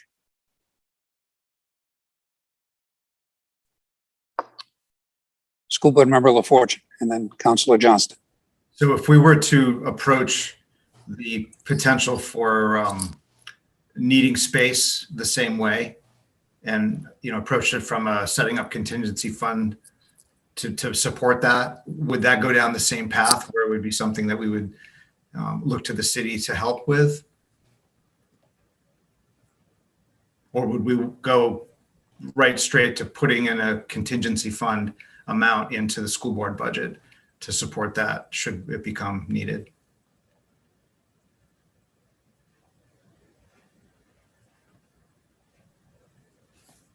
That's not a question I can answer. That's a question for the school board if they want to put that in their budget and present it to the city council as a service enhancement. I've already stated that I'm putting that forward as an amendment through the city administration or in the city administrator's budget for that money to start the process of looking at a new school. So, Councilor Johnston.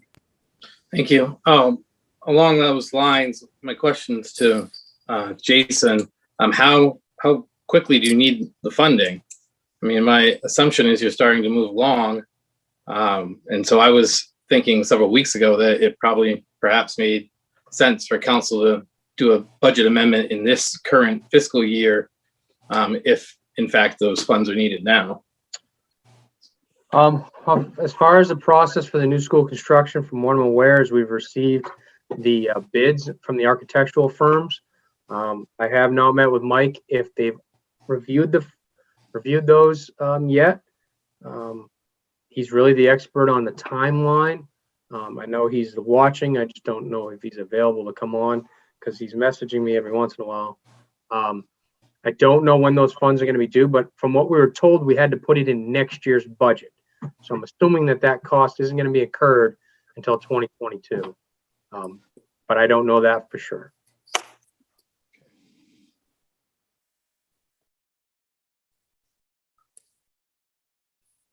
Councilor Berman.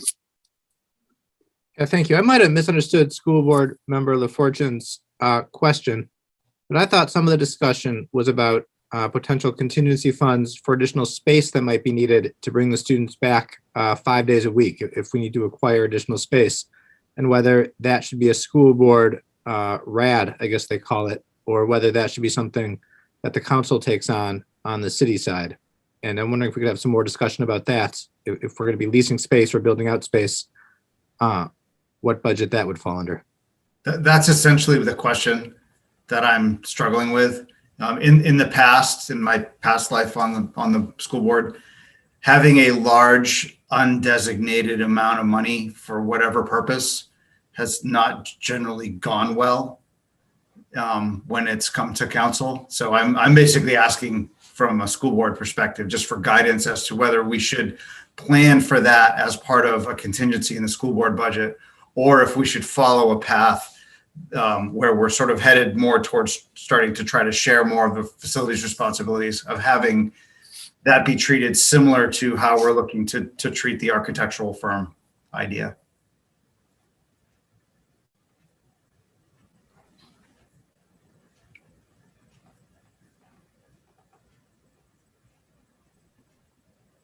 Finance Director Salas.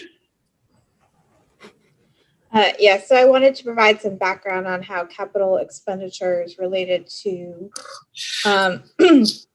unplanned or additional school expenses have been handled in the past. The school mill rate and the school appropriation amount in the municipal budget is designed to include all school costs, including capital associated with the school portion of the budget. And so should the city wish to do an amendment in fiscal year 2021, that would be an increase to the school appropriation amount offset by unassigned fund balance.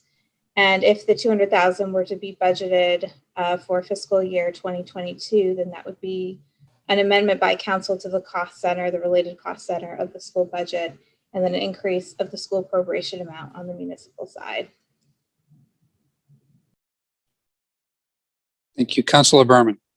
Yeah, I'm afraid we're still talking about two different things. There's a question of the 200,000 for the construction of the new school.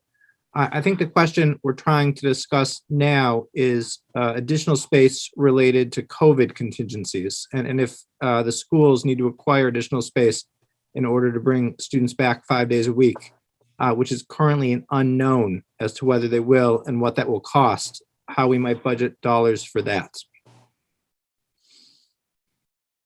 So Finance Director Salas, should the school require an amendment down the road after the budget has been made, can the council appropriate additional funds to help find a spot after the budget has been approved and gone out to the voters for consideration and been approved by a referendum? Absolutely. The city council has in the past increased by amendment the school appropriation in the municipal budget, and it would be an increase of the school appropriation expense offset either by unassigned fund balance or potentially additional federal stimulus money, which there has been word the city may be receiving, but which we did not have firm enough numbers to budget as part of this initial presentation. Thank you. And Finance Director DiDonato, you are also expecting federal stimulus dollars to help, which could possibly alleviate the conversation here that we're having right now about finding space within budget parameters. It will definitely help. I believe it will be over $1 million. Third stimulus package was larger than the one set forth prior, so I'm assuming it should be a considerable amount of money, yes. I would just like to offer, though, that I would like to have definitely assistance from the city employees that deal mostly with zoning and how we go about maybe leasing space and making sure it's a usable space for school. So any expertise that you can provide our way will be definitely greatly appreciated. I know Mike would appreciate that as well. Thank you. Councilor Johnston. Thank you. Simple question. Is there somebody on the school's staff that's kind of taking the lead for this? Is that a Mike Garrity type task? Towards additional spacing? Yeah. Yes. I think right now I know we're going to have OSAC on Wednesday. I know there was a big discussion last week around additional modules. He kind of headed that. He's got some information around that. But as far as square footage around the town, honestly, we're not developers, so we don't really know what's available. Obviously, we know the Cinemagic had closed, and that seemed like a very large building. I just don't know if that's doable for a school department in that area. So we know there's a couple other locations Mike and I talked about, 2 of them that are currently owned by the city that we might look into acquiring if we can go that route. And then obviously the teen center has been discussed. Ferry Beach is going to be discussed as well. So we're having these conversations, but again, our expertise are not in property use and whether or not it can be done. So any additional help, support, even people in the public that may be listening to tonight's meeting and say, hey, I have space, or I know somebody that's going to be leasing space, would be greatly appreciated in all aspects of us finding space coming up.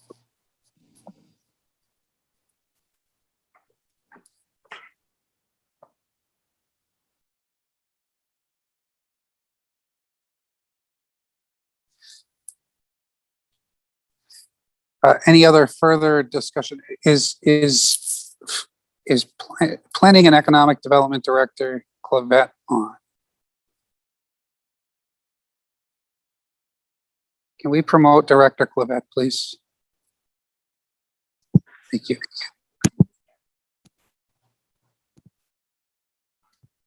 Director Clavette, thank you for joining us this evening. Question came up, do you know of space in the community that could be utilized if need be down the road for getting the kids back to school 5 days a week? Still not knowing the staffing issues related, but the space related issues. Are there any places that come to mind? As far as just space requirements, and we're looking at how many, can somebody just give me an idea of like square footage, and then I could probably come up. There are several spaces that I'm aware of that I could work with business owners for temporary housing for sure, and with plenty of parking. But before I start going down that venue, I just need to know what we're looking at for square footage. I think right now, again, it varies. I think there needs to be a little bit more detailed information around what the exact need are. But when Mike Garrity did just a brief estimate, in order to allow everybody 6 feet to eat, we would need approximately 60,000 square feet. Now, 60,000. Yeah. Now, obviously, that's all things status quo. I mean, there might be other areas where we can shift some lunches, split things up, and maybe we only need 30. But right. Definitely, there's we have 1,200 students, pre-K through 8.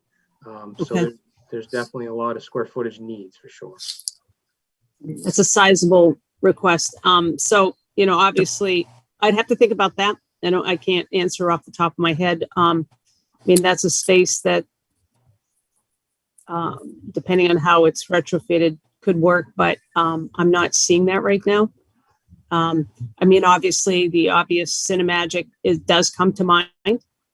And if that's going to stay vacant for quite a while, that's a possibility, although that is, could preclude the ability to do what you need to do. You know what I'm saying? Because of the way it's outfitted, but there may be an opportunity to spread it out. I could probably potentially find 2 to 3 facilities that could get you what you need. If you wanted to just Director go like A3. So Director Clavette, what about the space? And of course, it might require some council decisions on, but what about the space that the curling club was going to use? That's an opportunity. How much do you remember what the square footage was on that? It's about 18 or 20,000. Okay. Yeah, again, I don't think we need that much square footage in one building per se. I think we just definitely need maybe enough for a whole class to move one area, and that's somewhere around 200 students at 6 feet apart. So again, at the same time with transportation, we don't want 18 different locations and not be able to transport them. But if we have some spaces to kind of take a look and see if we can make the routes work, then that's definitely something we need to talk. So I do have a list, a longstanding list that we're working with different businesses that are trying to find adequate space for what they need. And some of that's working, some of that isn't. But let me take a look at it and see if I can come up with something to help you, at least in the interim. And your time frame that you're looking at is, again, sorry, because I've been multitasking, doing other stuff while listening to your budget presentation. So thankfully I was available to answer this question, but I would just like to answer these questions with understanding your time frame and timeline. Yeah, I think, again, the sooner the better. I know the school board's here to answer, but I think we have, an OSAC committee that needs a cleared, plan to what students need to go where we need to go. But this, within the next couple weeks, I would say we would need to have some kind of a decision. But again, the school board can answer that for sure. Okay. Thank you. Sure. Thank you. School board member Preble. Is it possible to get Denise a list or some sort of ideas that you have so we can bring it to OSAC so we can know what kind of, maybe have an idea of slight space, what to play with, so we can make that plan more solid to clear out what our needs are? That would be awesome. So Jennifer, what we generally do is when people contact our office, we do on a case-by-case catered basis. We provide a confidential list of developers and listed properties that are commercially listed, as well as folks that have it under the radar screen. Happy to provide you that list and write a tailored description, and then we can help you coordinate those communications. Awesome. Thank you. And Denise, since Mike Garrity is the point of contact person, can you send that to Mike Garrity? Absolutely. Okay. Thank you. School board member LaFortune. Sure. I was going to take a stab at answering the question of the date. So the date, from our perspective, from the school board, with all kids in school everywhere, which is all the buildings we have and any additional space if it becomes necessary, is the start of school at the beginning of the year. So that would have to be walked back, obviously, in order to provide enough prep for all of the teachers and staff and bus routes to be developed and all of that. So at the same time, OSAC is meeting and trying to come up with a plan. So at some point, those are going to get a lot closer together. And so the real origin of my original question about funding is that is most likely to take place somewhere between that April 29th meeting, ballots being printed, and we're in the middle of the summer when the referendum usually is done. So that's kind of the convergence that I think we're all trying to get to, is we do have a space need. The space need is to have all the kids in school on the start of school in September, with enough lead time to make it logistically possible and enough lead time to get the funding in place to do all of that and so on. So that's kind of the date, is sometime between now and the summer. Okay. Great. We'll get School board working member on that. Shea. School board member Shea, you're muted. Sorry about that.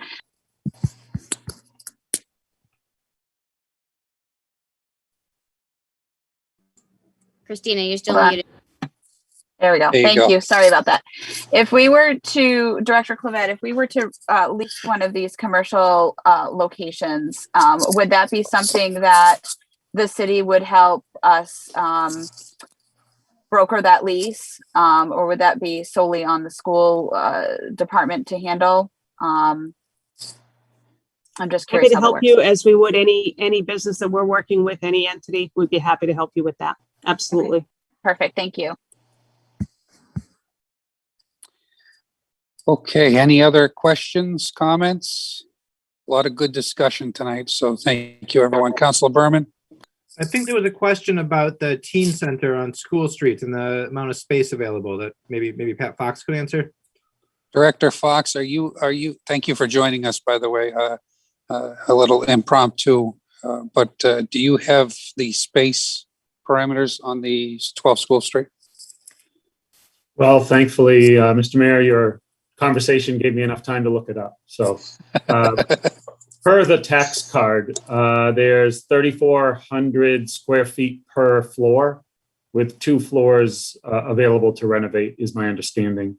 I've not been, certainly the facility manager for the city, Don Roth, has been in the building and knows exactly what it would entail. I think we put together a budget number of 75,000 to get 1 floor kind of usable, but it didn't have any time frame of actual use or geared towards this use. But you could plan 3,400 square feet per floor. We would have to probably nail down and move forward with renovations prior to actually waiting for the full budget process to be done, which I think is in line with what everyone's saying, is that these decisions may have to be made sooner rather than later.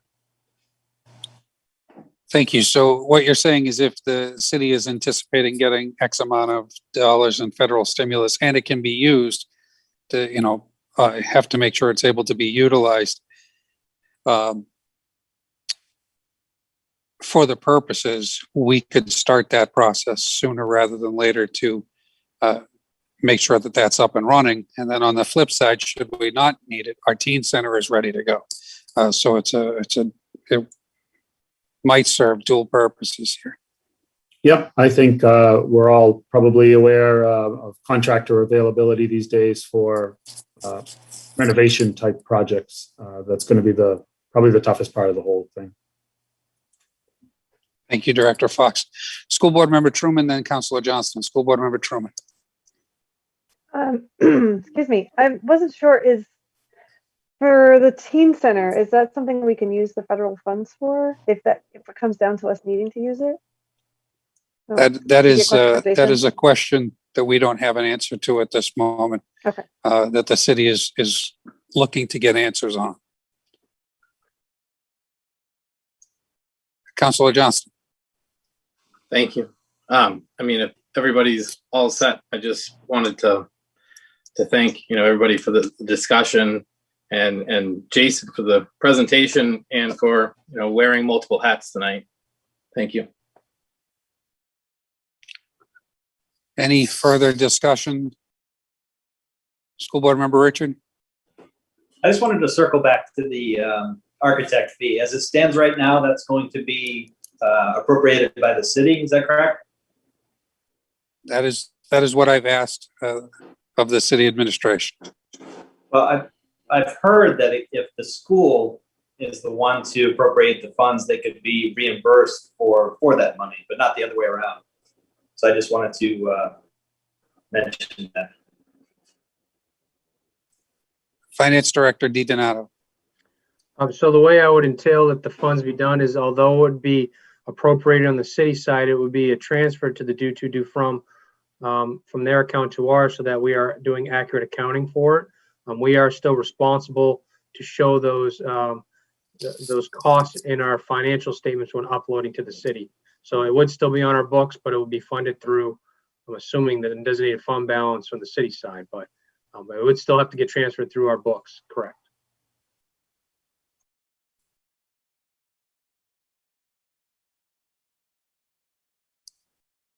Any other discussion?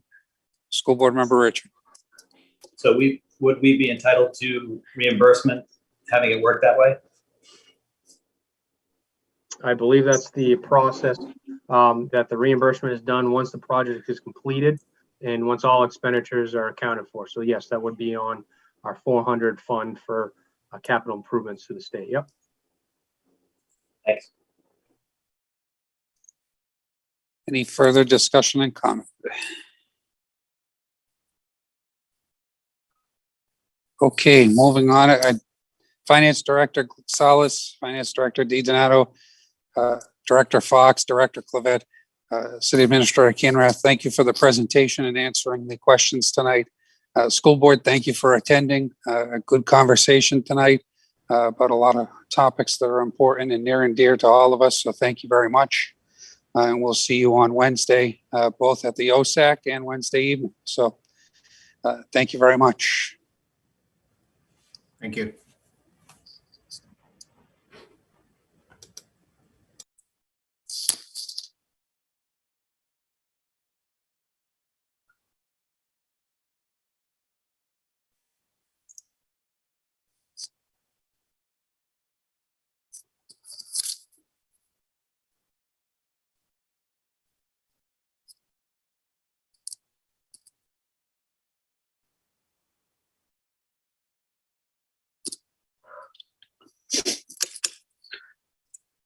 Okay, we are now at action item 9B.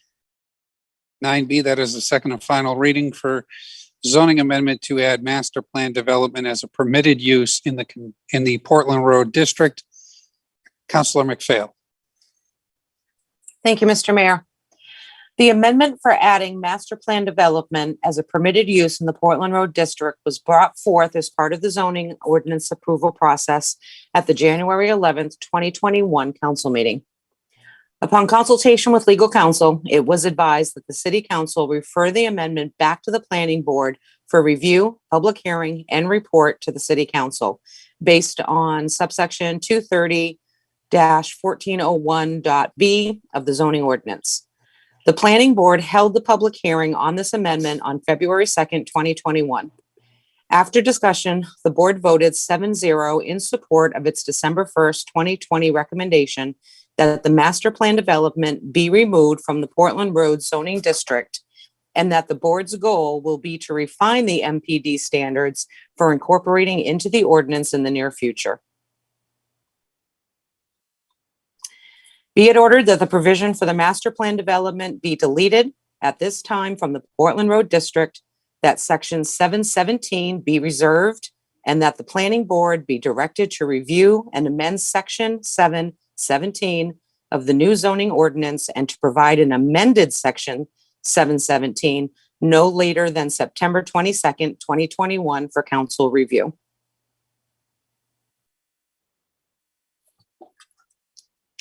Second. And for correction, I did change August 22nd to September. That is the 6-month period.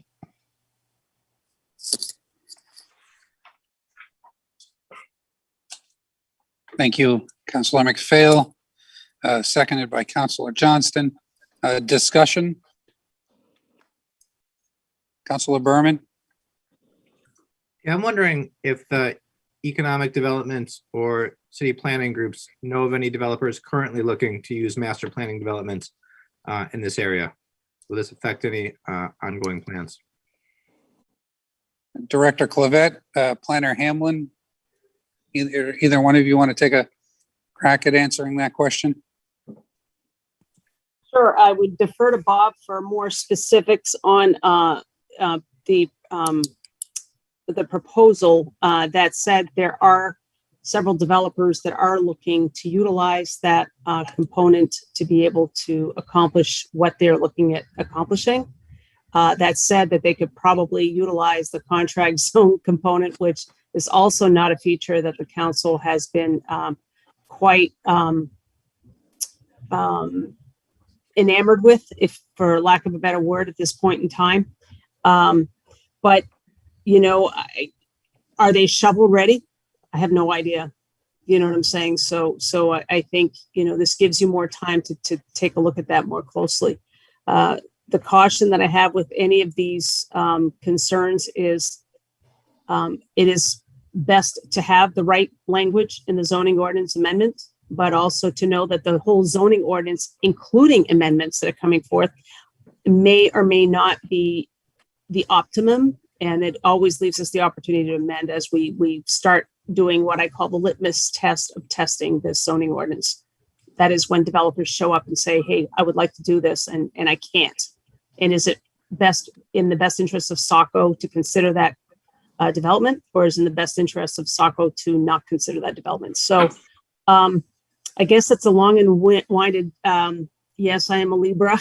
There's both sides to the equation. And so which way is best for Saco? I wouldn't even want to venture to guess what you would want to do in this situation.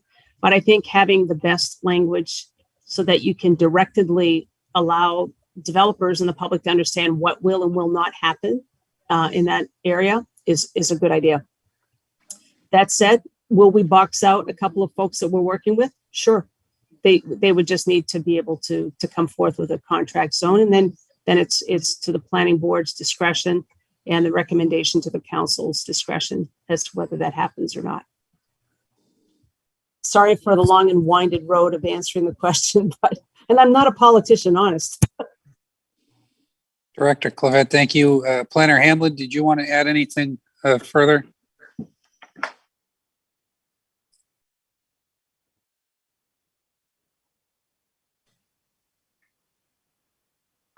Thank you, Mr. Mayor. I think Director Clavette covered it well. I agree with her. We have talked with a couple of potential developments over the past several months. But I think staff has been careful to let potential developers know too that the zoning ordinance has been in flux. A few months ago, we really couldn't predict where things were going. Contract zones, while some on the council may not like to see them trotted out every month or two, and I think staff would probably agree with that, is always a tool that's available. So if a developer is serious about wanting to do something out on the Portland Road corridor, that could happen as quickly as a couple of weeks from now. So I think this is the best of all worlds, and I like the direction that the council is going in tonight with this item. Thank you, Planner Hamlin. Councilor Johnston. Thank you. I would just add that I think potentially trying to please developers or appease developers is how we kind of ended up where we are tonight to begin with. I think getting the language right, as I've said all along, is what really is most important. But I just have a question on the motion itself. It says, be it ordered that provisions for the master plan development be deleted. Aren't they currently already deleted with what we have already approved at council? We've removed master plan developments from the ordinance out in the Portland Road. So aren't we really making a motion to keep them deleted? So it's just a clarity issue for me. Thank you. Do you want to make that amendment, Councilor Johnston? Sure. I would strike B and replace B with remain deleted.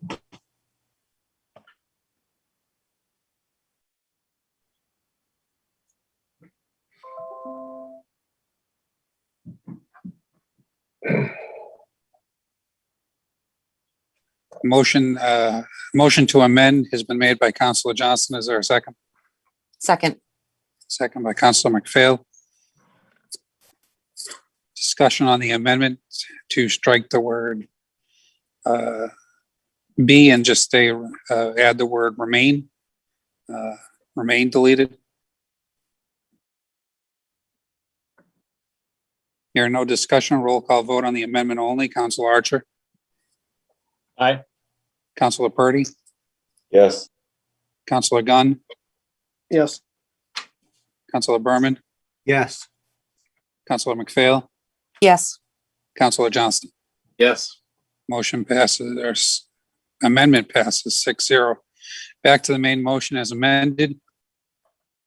Discussion.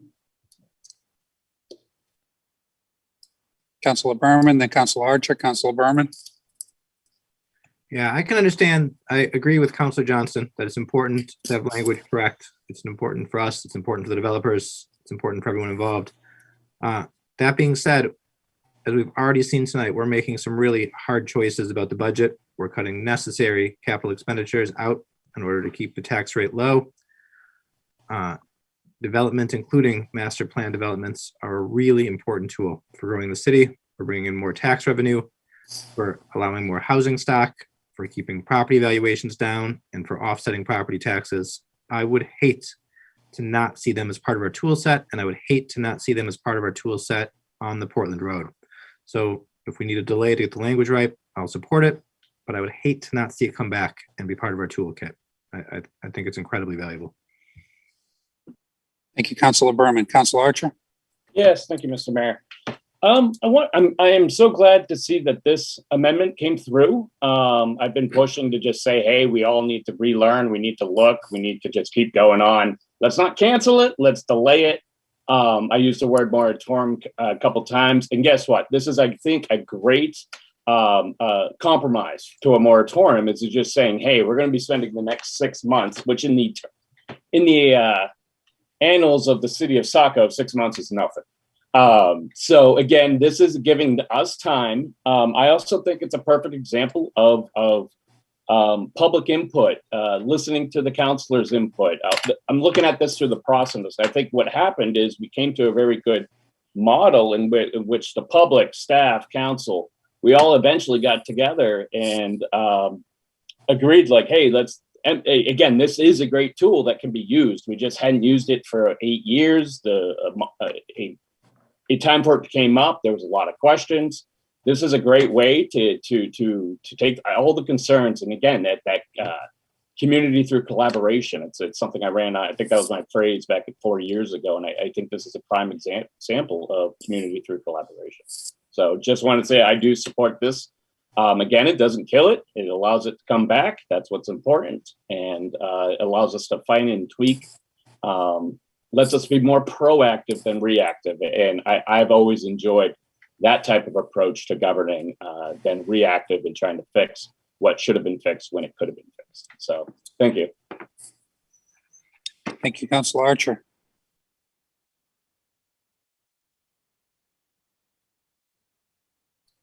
Any further discussion on the main motion as amended? Roll call vote on the main motion as amended. Councilor Archer? Aye. Councilor Purdy? Yes. Councilor Gunn? Yes. Councilor Berman?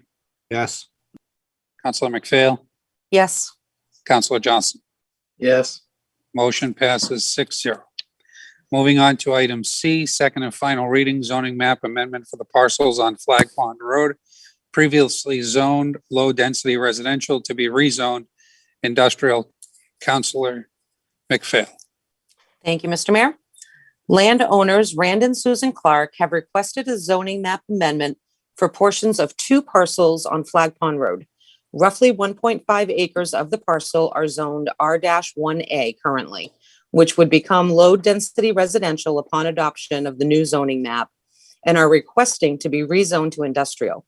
This amendment was brought forth as part of the zoning ordinance review process at the January 11th, 2021 council meeting.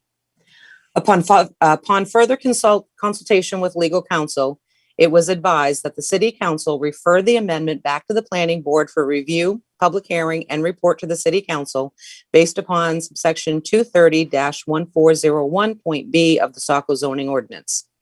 The planning board held the public hearing on this amendment on February 2nd, 2021. At that meeting, the board voted 5-1 to forward a negative recommendation for the proposed rezoning. Be it ordered that the council approves the rezoning portion of the parcels identified as tax map 76, lots 12, 12-1, and 13 from the currently zoned low-density residential to industrial. Second. Motion's been made by Councilor McPhail, seconded by Councilor Purdy. Discussion?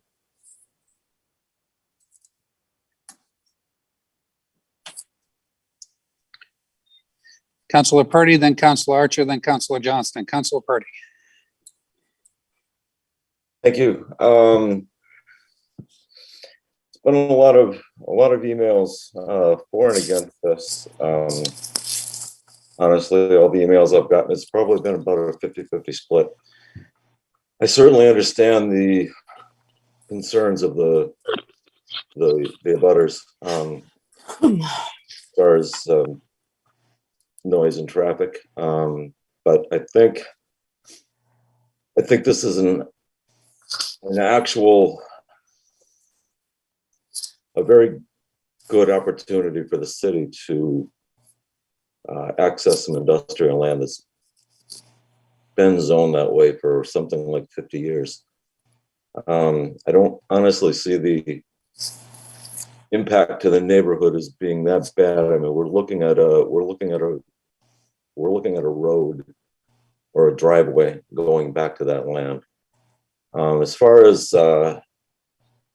sightlines for traffic and the actual proposed use for that property, that's something that's going to be addressed by the planning board and the site plan review. that will actually never come to the council. We're voting on the zoning here. And I think it's in the best interest of the city as a whole to actually get access to that land and get that land producing revenue for the city. Thank you. Thank you, Councilor Purdy. Councilor Archer. Yes, thank you, Mr. Mayor. I also want to state that I'm in agreement with Councilor Purdy for several of his reasons, specifically about how my understanding of when council looks at zoning is that we're looking at it at the 40,000 foot level. We're not looking at it at the 10,000 to 5,000, even there being on the ground as it's built. So when I was looking at this, I did hear both ways, and I think I shifted back and forth. But when I actually looked at it and I said, hey, let's look at it at the 40,000 foot level. Let's look at growth and how growth happens. When I look at growth, I see expansion. So what happens is that this territory, this area is right near where there's going to be a lot of industrial and commercial growth. It's being forecasted that we just put in Ready Seafood. We're just putting in all these other things. We do have master plan development, which is talking about different avenues of approach. So what I see is an expansion of a territory. I'm not seeing a pocket here, a pocket there, and a pocket here. I'm seeing expansion of this area. And I believe that to be more natural when you're talking about urban growth. So in this fact alone, looking at it at the 40,000 foot levels, there are some issues that will need to be addressed, and we have a planning board for that. People that are in disagreement, please speak up at the public hearing and talk about where entrances and things like that could go. But again, from this level, at a zoning level, where it's located, it is in that point that kind of abuts territory that is going to be looked at in the next decade or so. So for that reason, I will be supporting this. Thank you, Councilor Archer. Councilor Johnston. Thank you. I mean, as I stated several weeks ago, I mean, I found this challenging for me personally, right from the first we heard of it back at the ZORS committee, largely because I've always been very mindful of impacts to existing neighborhoods. I mean, personally, I don't think there's probably anybody else really in the city that understands impacts as I do, particularly where I live.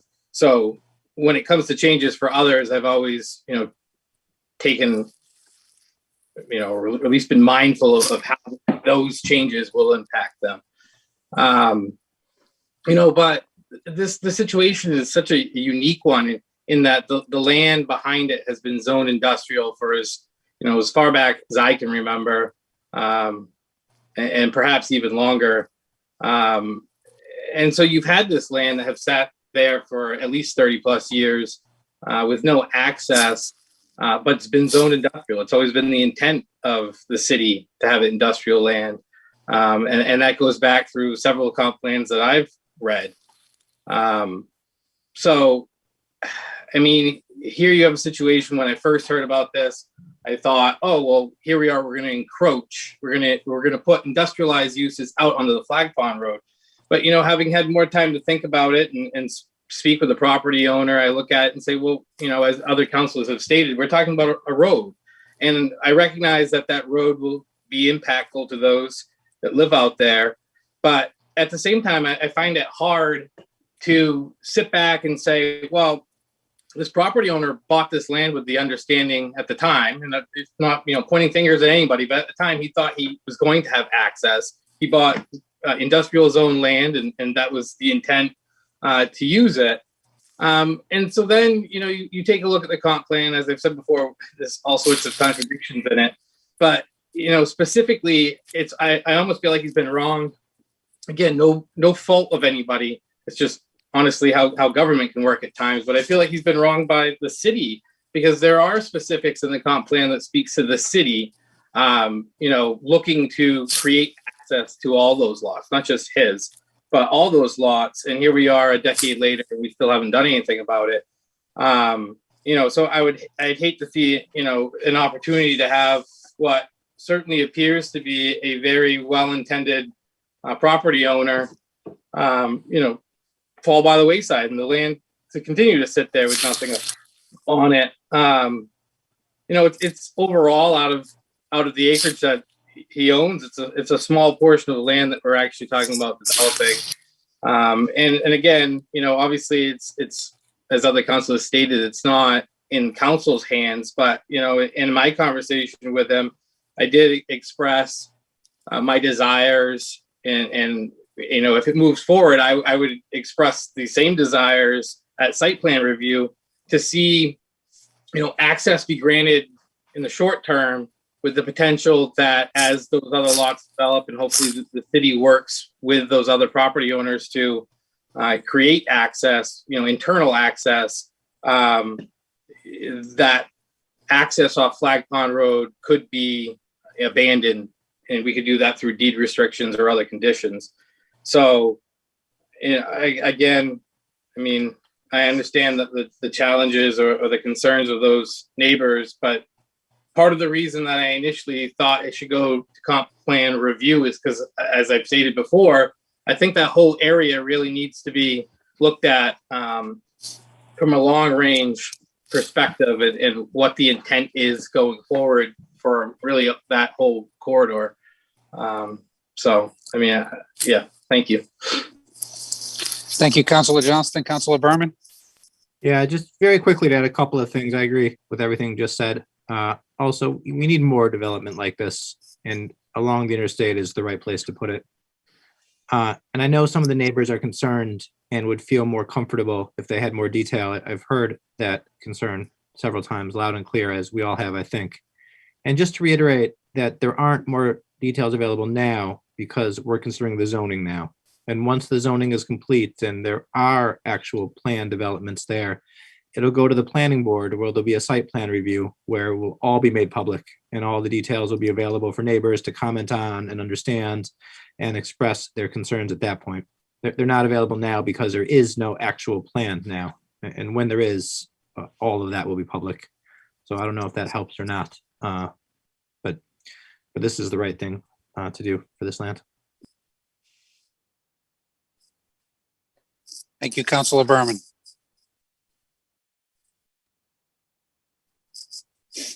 Any other discussion on this second and final reading?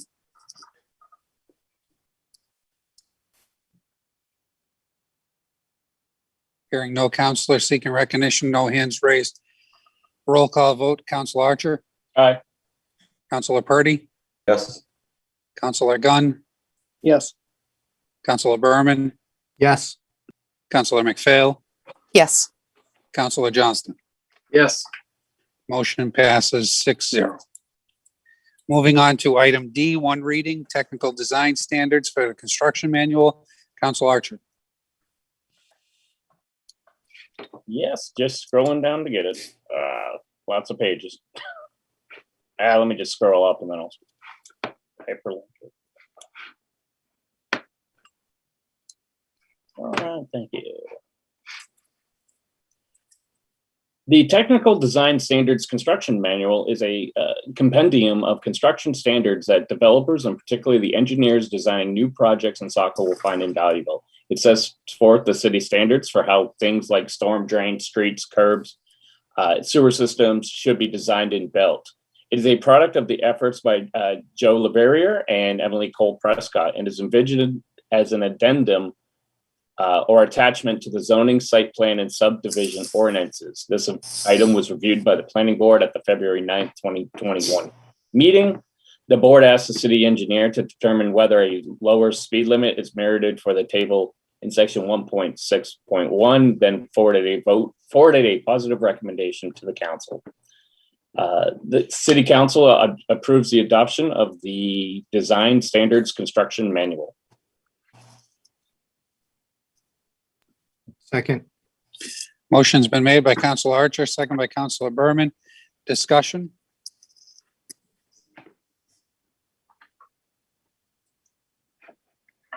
Seeing no hands raised and no counselor seeking recognition, roll call vote.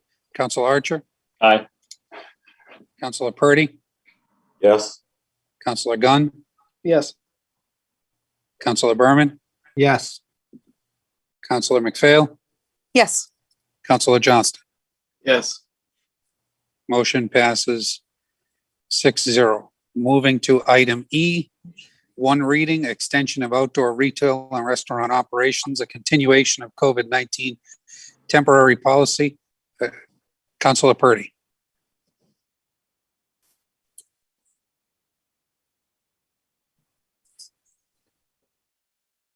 Thank you. Had to get to it. In May 2020, the council adopted a temporary outdoor retail and restaurant operations policy to help support local businesses during the pandemic. This policy was designed to help businesses remain safe and open in light of the public health concerns and restrictions by allowing for more outdoor sales and service. Restaurants and retailers in Saco were able to expand their operations outdoors from June 1st, 2020 to December 1st, 2020. Overall, the temporary policy was successful and allowed local businesses to remain open and provided opportunities for community members to safely gather. As weather warms this spring, staff has updated the temporary policy for council's consideration to extend it for a second year from April 1st, 2021 to December 1st, 2021. Be it ordered that the city council extends the outdoor retail and restaurants operations COVID-19 temporary policy as outlined in the 2021 outdoor retail and restaurant operations COVID-19 temporary policy overview dated March 15th, 2021. I move to approve the order. Second. Motion's been made by Counselor Purdy, second by Counselor Johnston. Discussion, just in light of that we're still in the pandemic and so forth, and as businesses are still trying to get back on their feet, the idea here is to bring back what we had done prior to the cold weather for businesses, using some of the excess parking and some of the downtown sidewalk to add outdoor seating to maximize their occupancy. So that we can help these businesses thrive through this pandemic. Council Archer. Yes, thank you, Mr. Mayor.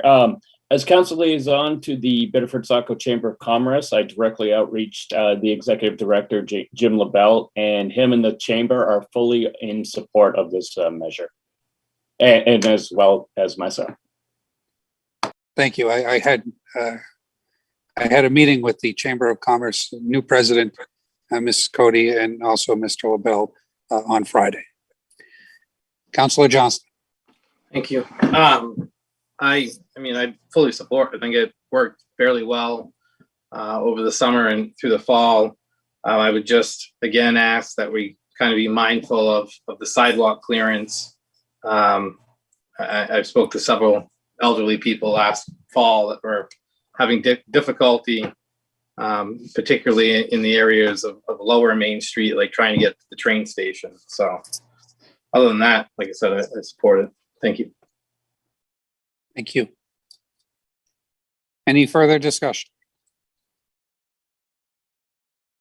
Seeing no hands raised and no counselor seeking recognition, roll call vote. Council Archer.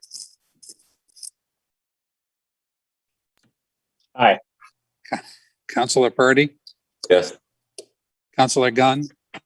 Yes. Councilor Berman. Yes. Councilor McPhail. Yes. Councilor Johnston. Yes. Motion passes 6-0. Thank you. We are now at item F, one reading TIF and SIA guidelines. This is something that was before us before, and it's now come back, and that is Councilor Purdy. Thank you. City staff has been working with the Economic Development Commission to update the city's guidelines for tax increment financing and credit enhancement agreements. The purpose of this update is to provide more clarity, transparency, and equity to the process of establishing new TIF districts and issuing credit enhancement agreements. This policy provides a clear process for issuing TIFs and CEAs and outlines eligibility and general priorities for the city to consider for approval. On Monday, February 22nd, 2021, the Economic Development Commission unanimously voted to recommend to the City Council adoption of the TIF and CEA guidelines in substantially the form as presented. Be it ordered that the City Council repeal the existing development district and tax increment financing guidelines adopted by City Council on 6/16/1997, readopted on August 1st, 2005, amended April 3rd, 2017, and replaced by the enactment of the tax increment financing and credit enhancement agreement guidelines dated March 15th, 2021. I move to approve the order. Motion's been made by Councilor Purdy. Is there a second? Second. Second by Councilor McPhail. We'll give it to her because it's her birthday. Discussion? Councilor Johnston? Thank you. So I guess I have concerns, but so as you'll remember, Mr. Mayor, when you and I were on council back in 17, and we worked through these guidelines, we had much more specific language in here, and that document really was a council policy for the development of TIFs and tax increment financing guidelines. And it would appear that, while we've made the new guidelines maybe more streamlined and easier or clearer, I guess, I'm curious why a lot of that specific language was removed. As I stated, those were things that council had added in, whether it was the language on the grants that we had in here, and how those are administered, several policies that are in here when it comes to affordable housing, market rate housing, specifically the credit enhancement requirements when it came to job requirements. Those were things that, a prior council had spent several meetings starting in 2016 into 17, really kind of honing in on as to how you qualify for a credit enhancement, with the intent really being around job creation and an X amount of new valuation. So I guess that's my question as to why these were removed. Thank you. Thank you, Councilor Johnston. I would ask that we promote Director Clavette or Economic Development Specialist Berna, who may be able to answer those. Those are questions I can't answer. I don't think they've been removed, though. I think under Section 6, the use of credit enhancement agreements, it talks about jobs under Section A, eligibility, subsection 2, jobs.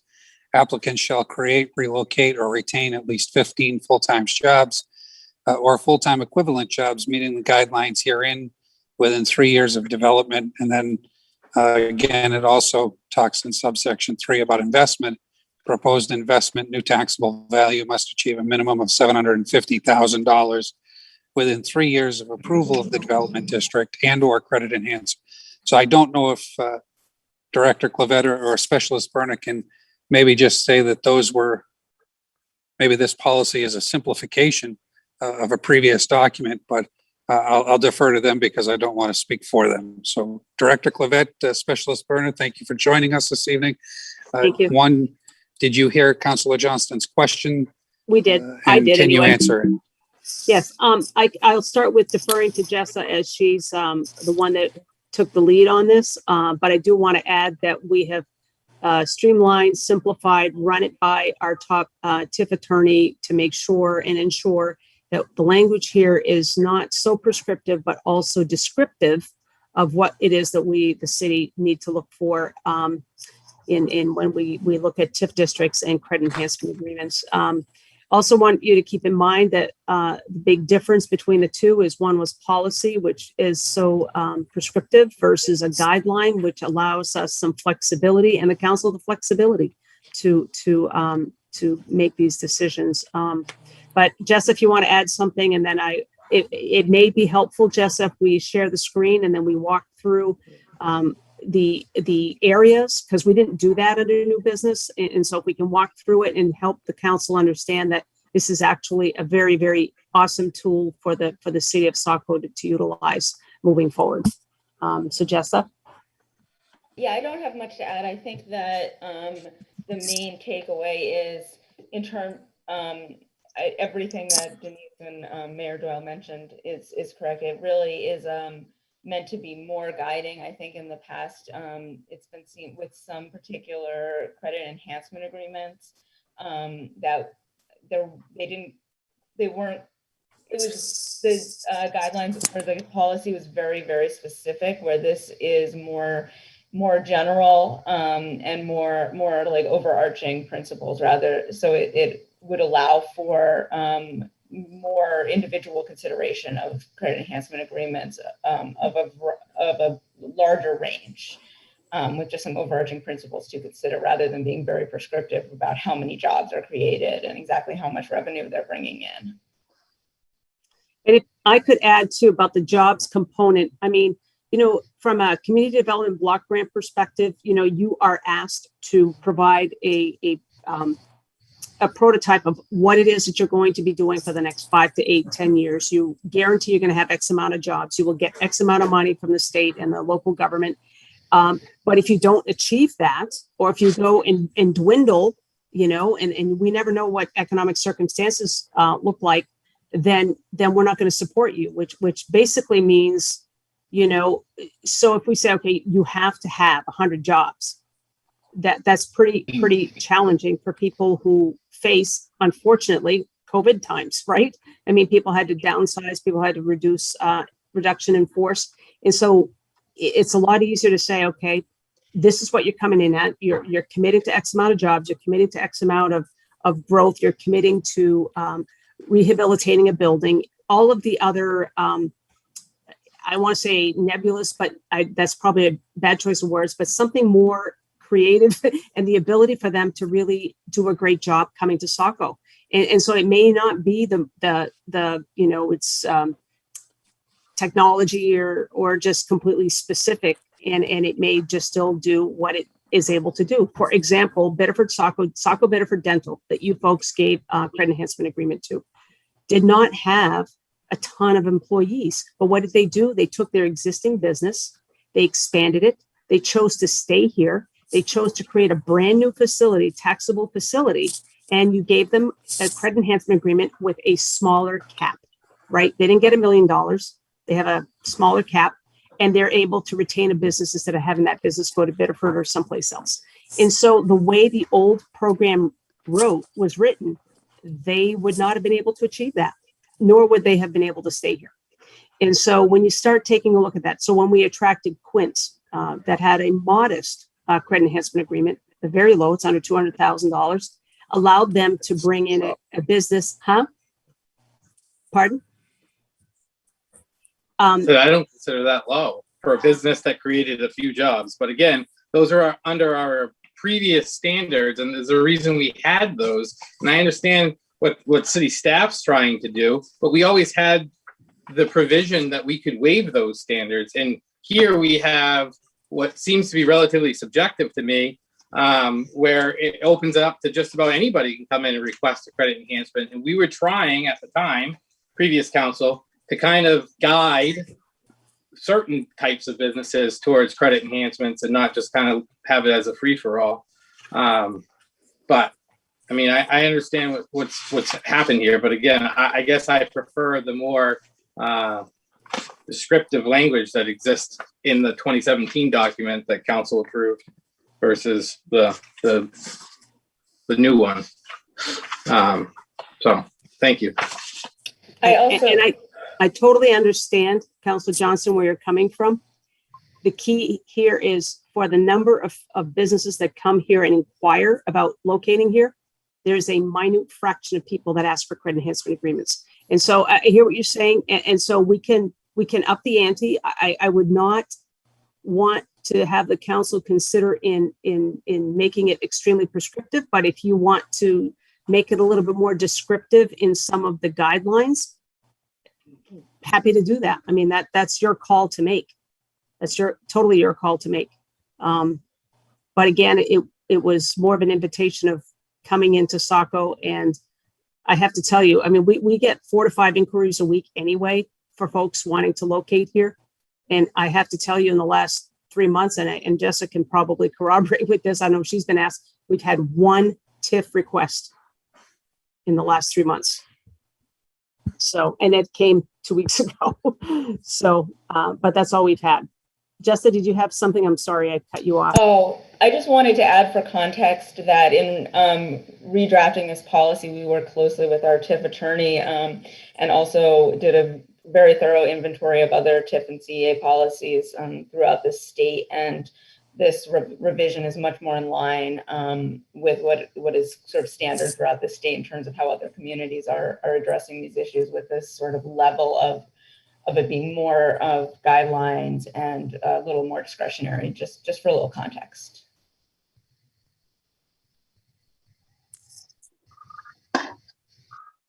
Thank you, Specialist Berna. Thank you, Director Clavette. Any further questions?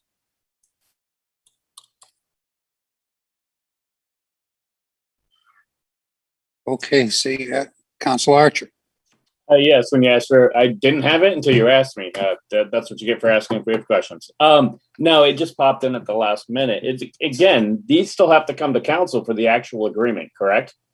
So if we do have some of these concerns, we can bring it up then there and be like, well, sorry, you want $500,000 for 2 jobs. I'm probably going to personally say no. We still have the ability to disagree. These are, first of all, these are just guidelines, so we can, council can do whatever they want anyway, and what they believe is the best interest as an individual. But again, I'm not seeing us giving up full control over who gets these, because as we all know, when someone gets a tip, well, tip's a little different, but credit enhancement agreements, we are taking money out of the city's coffers. We're doing that, but there's a reason for doing this. It's an investment. So we may be taking $100,000 out with the hopes that it's going to bring us 300. That is possible. That is what we want as part of that investment. So I get it. When we give these credits out, we are taking money and sharing that cost with the taxpayers. However, these are agreements that are hoping to bring more money in from what we gave, which then is an investment. As you know, typically when investments pay off, it benefits us all. So I do understand what Councillor Johnston was saying about how it is a little bit less strict. But again, I think at the very end, the councillors sitting at the table can deliberate. And if it's in the best interest, it is. If it's not, don't give the credit. So I guess I will support this, even with some of the concerns that are brought up. Thank you, Councilor Archer. Any further discussion? Seeing no hands raised and no councilor seeking recognition, roll call vote. Councilor Archer. Aye. Councilor Purdy. Yes. Councilor Gunn. Yes. Councilor Berman. Yes. Councilor McPhail. Yes. And Councilor Johnson. No. Motion passes 5-1. And that brings us to the end of action items. It is now item 10 for new business. Council, it is 9:39. Is there a motion to continue? Other than that, Goose Fair Brook compensation fee utilization plan and the TIF financial update will be put onto an upcoming agenda. Council Archer. Mr. Mayor, after knowing what's coming forward, and yeah, it's going to take a little bit more time. Some of us more senior councilors who have gone through the budget process realize that we're going to be going into a marathon soon. So I'd rather just get this knocked out tonight if no one else it matters, because some of these budget meetings may get long, and adding more business down the road is not the time. July, yeah, maybe that works, but not in April. Okay, to go past 9:30, we need a motion to continue. So if there's a motion and a second, then we'll have a vote to go past 9:30. Motion to set aside the rules and continue past 9:30. Councilor Archer, Second. second by Councilor Gunn. Discussion. Roll call vote, Council Archer, Aye. Councilor Purdy, Yes. Councilor Gunn, Yes. Councilor Berman, Yes. Councilor McPhail, Yes. Councilor Johnston. Yes. Motion passes 6-0 to continue beyond the 9:30 timeframe. That brings us to item 10, new business. 10A is the Goose Fair Brook compensation fee utilization plan, and I think we're going to get an update from City Engineer Joe Laveria.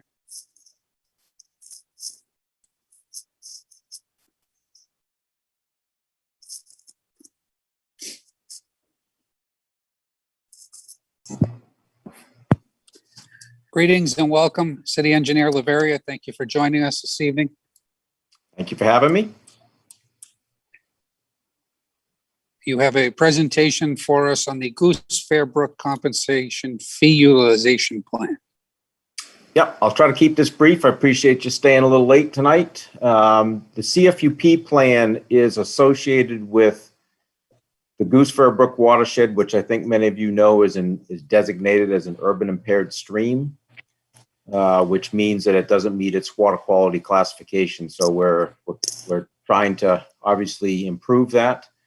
Essentially, what the CFUP plan is, when larger projects are done in the Goose Fair Brook watershed, not only do they have to, in today's standards, not only do they have to provide stormwater management and water quality treatment for their new development, but they also have to do additional compensation to essentially treat some of the sins of the past, I guess some would say, but some of the other existing development areas that are not receiving treatment. So the goal is to eventually, make the water meet its water quality classification. So there's a number of different ways that can be done. Development, again, you can implement BMPs straight up to treat runoff from development, existing development, or if a new development is unable to do that, then they have the ability to pay into what is called the CFUP, which is the compensation fee utilization plan. So timeline-wise, Goose Fair Brook was designated as an urban impaired stream back in 2004. The city first created the original CFUP plan for Goose Fair Brook in 2006. It was fairly limited in scope at the time. There weren't a lot of projects that were specifically identified to be implemented, but it was what it was. So it was the ability for developers to have the option to pay into a CFUP plan. Again, as other councilors may be aware, the Goose Fair Brook watershed in 2016 was when the watershed management plan was finished and endorsed by DEP and the city, and that essentially expanded a whole number of BMP's specific recommendations that could be done to improve the water quality, again, of Goose Fair Brook. So timeline-wise, the original CFUP plan was written in 2006. The watershed management plan was created in 2016. So hence, the original CFUP plan, watershed management plan was in existence at the time, so it didn't recognize it at all. So really what the amendments are is to formally recognize the watershed management plan that has been prepared, to specifically make reference to those recommendations as being eligible to be funded through the CFUP plan. So it's really just a good thing for all, but trying to catch up, I think, just make sure that's being cross-referenced and improve our ability to do other projects through the CFUP plan money. And I'm happy to answer any questions. I can go in greater detail, but that's as quick as I can get it for you.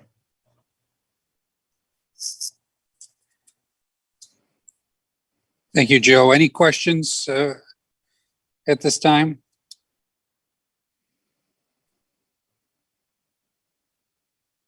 Are there any objections to putting this on a future agenda?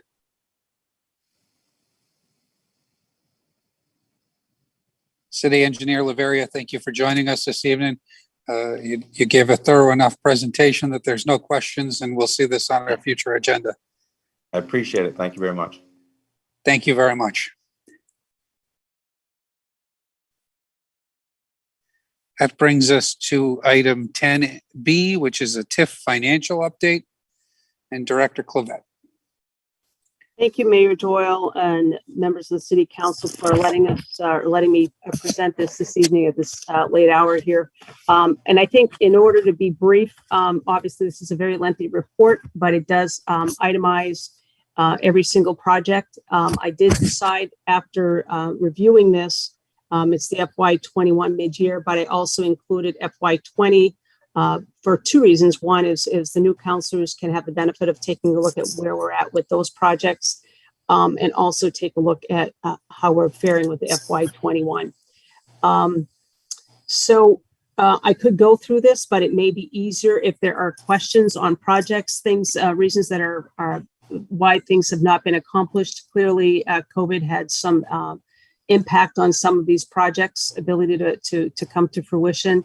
Others have been completed, others are carried forward, are in process, and others have been unencumbered, as you folks did with the fire station.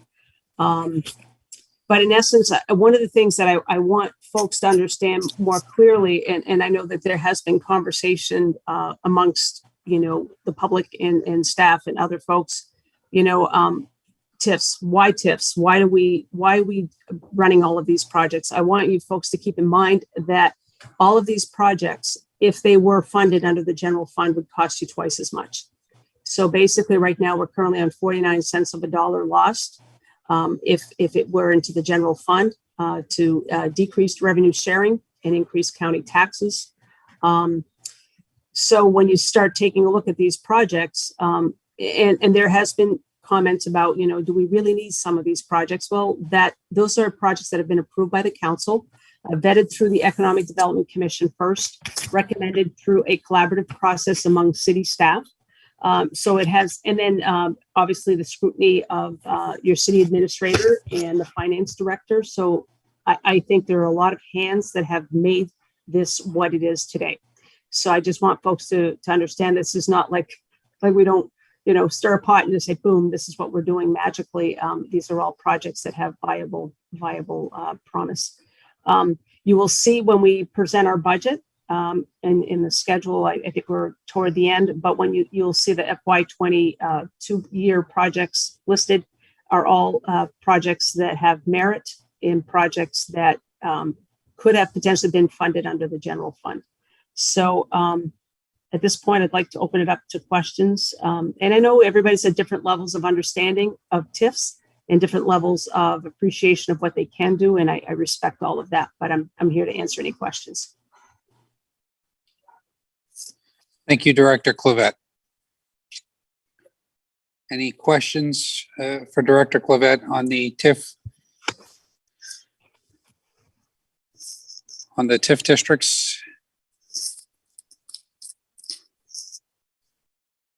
The other thing I want to add while people are thinking of questions is that we finally have a document that actually specifies the district, the fund number, the year of expiration, and all the development program types that are able to be funded out of each of these. So it's a one-stop shop. It's a little complicated when you look at it, but it really isn't when it comes down to it. And then one of the things that we're going to have to start taking a look at, and Brian and I have been in conversation about this, and Glennis as well, is that some of these will be expiring, right, in short order, like 5 or 6 years. And so we need to start practicing the ramp down and what that does to the general fund. It may increase the general fund, but it also will decrease valuation as well, increase valuation, which would decrease subsidy. But we need to be prepared for that.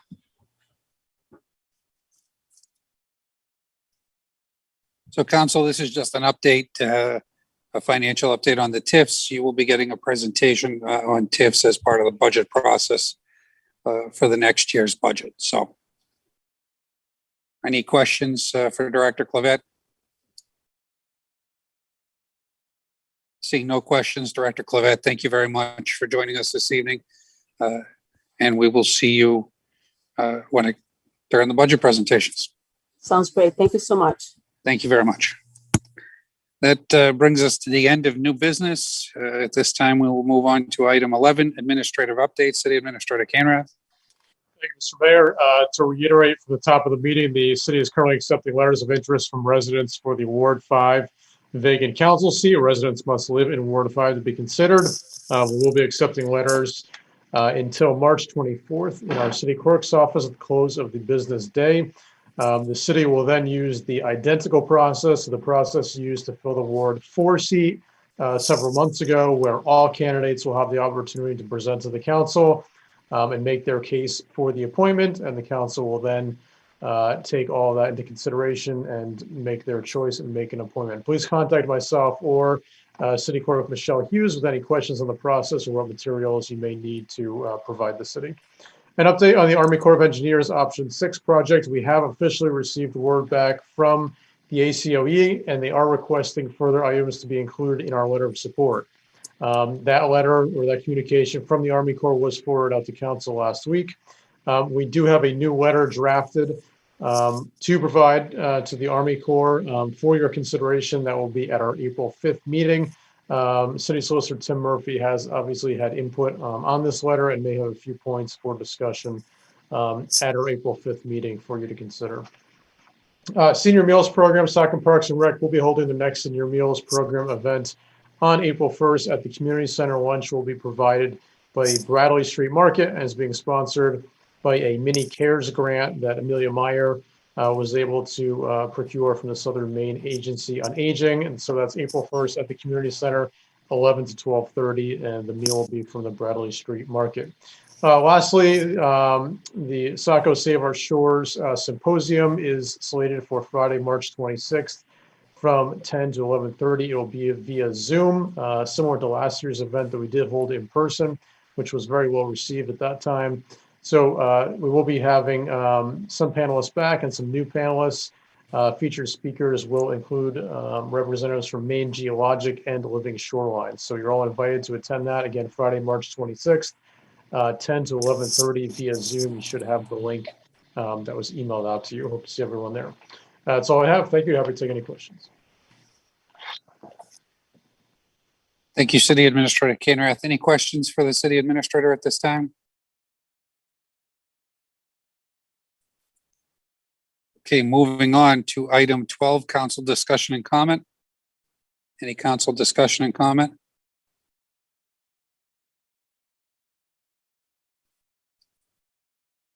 Okay, there's no executive session tonight.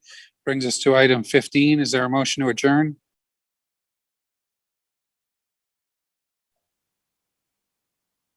So moved. So moved.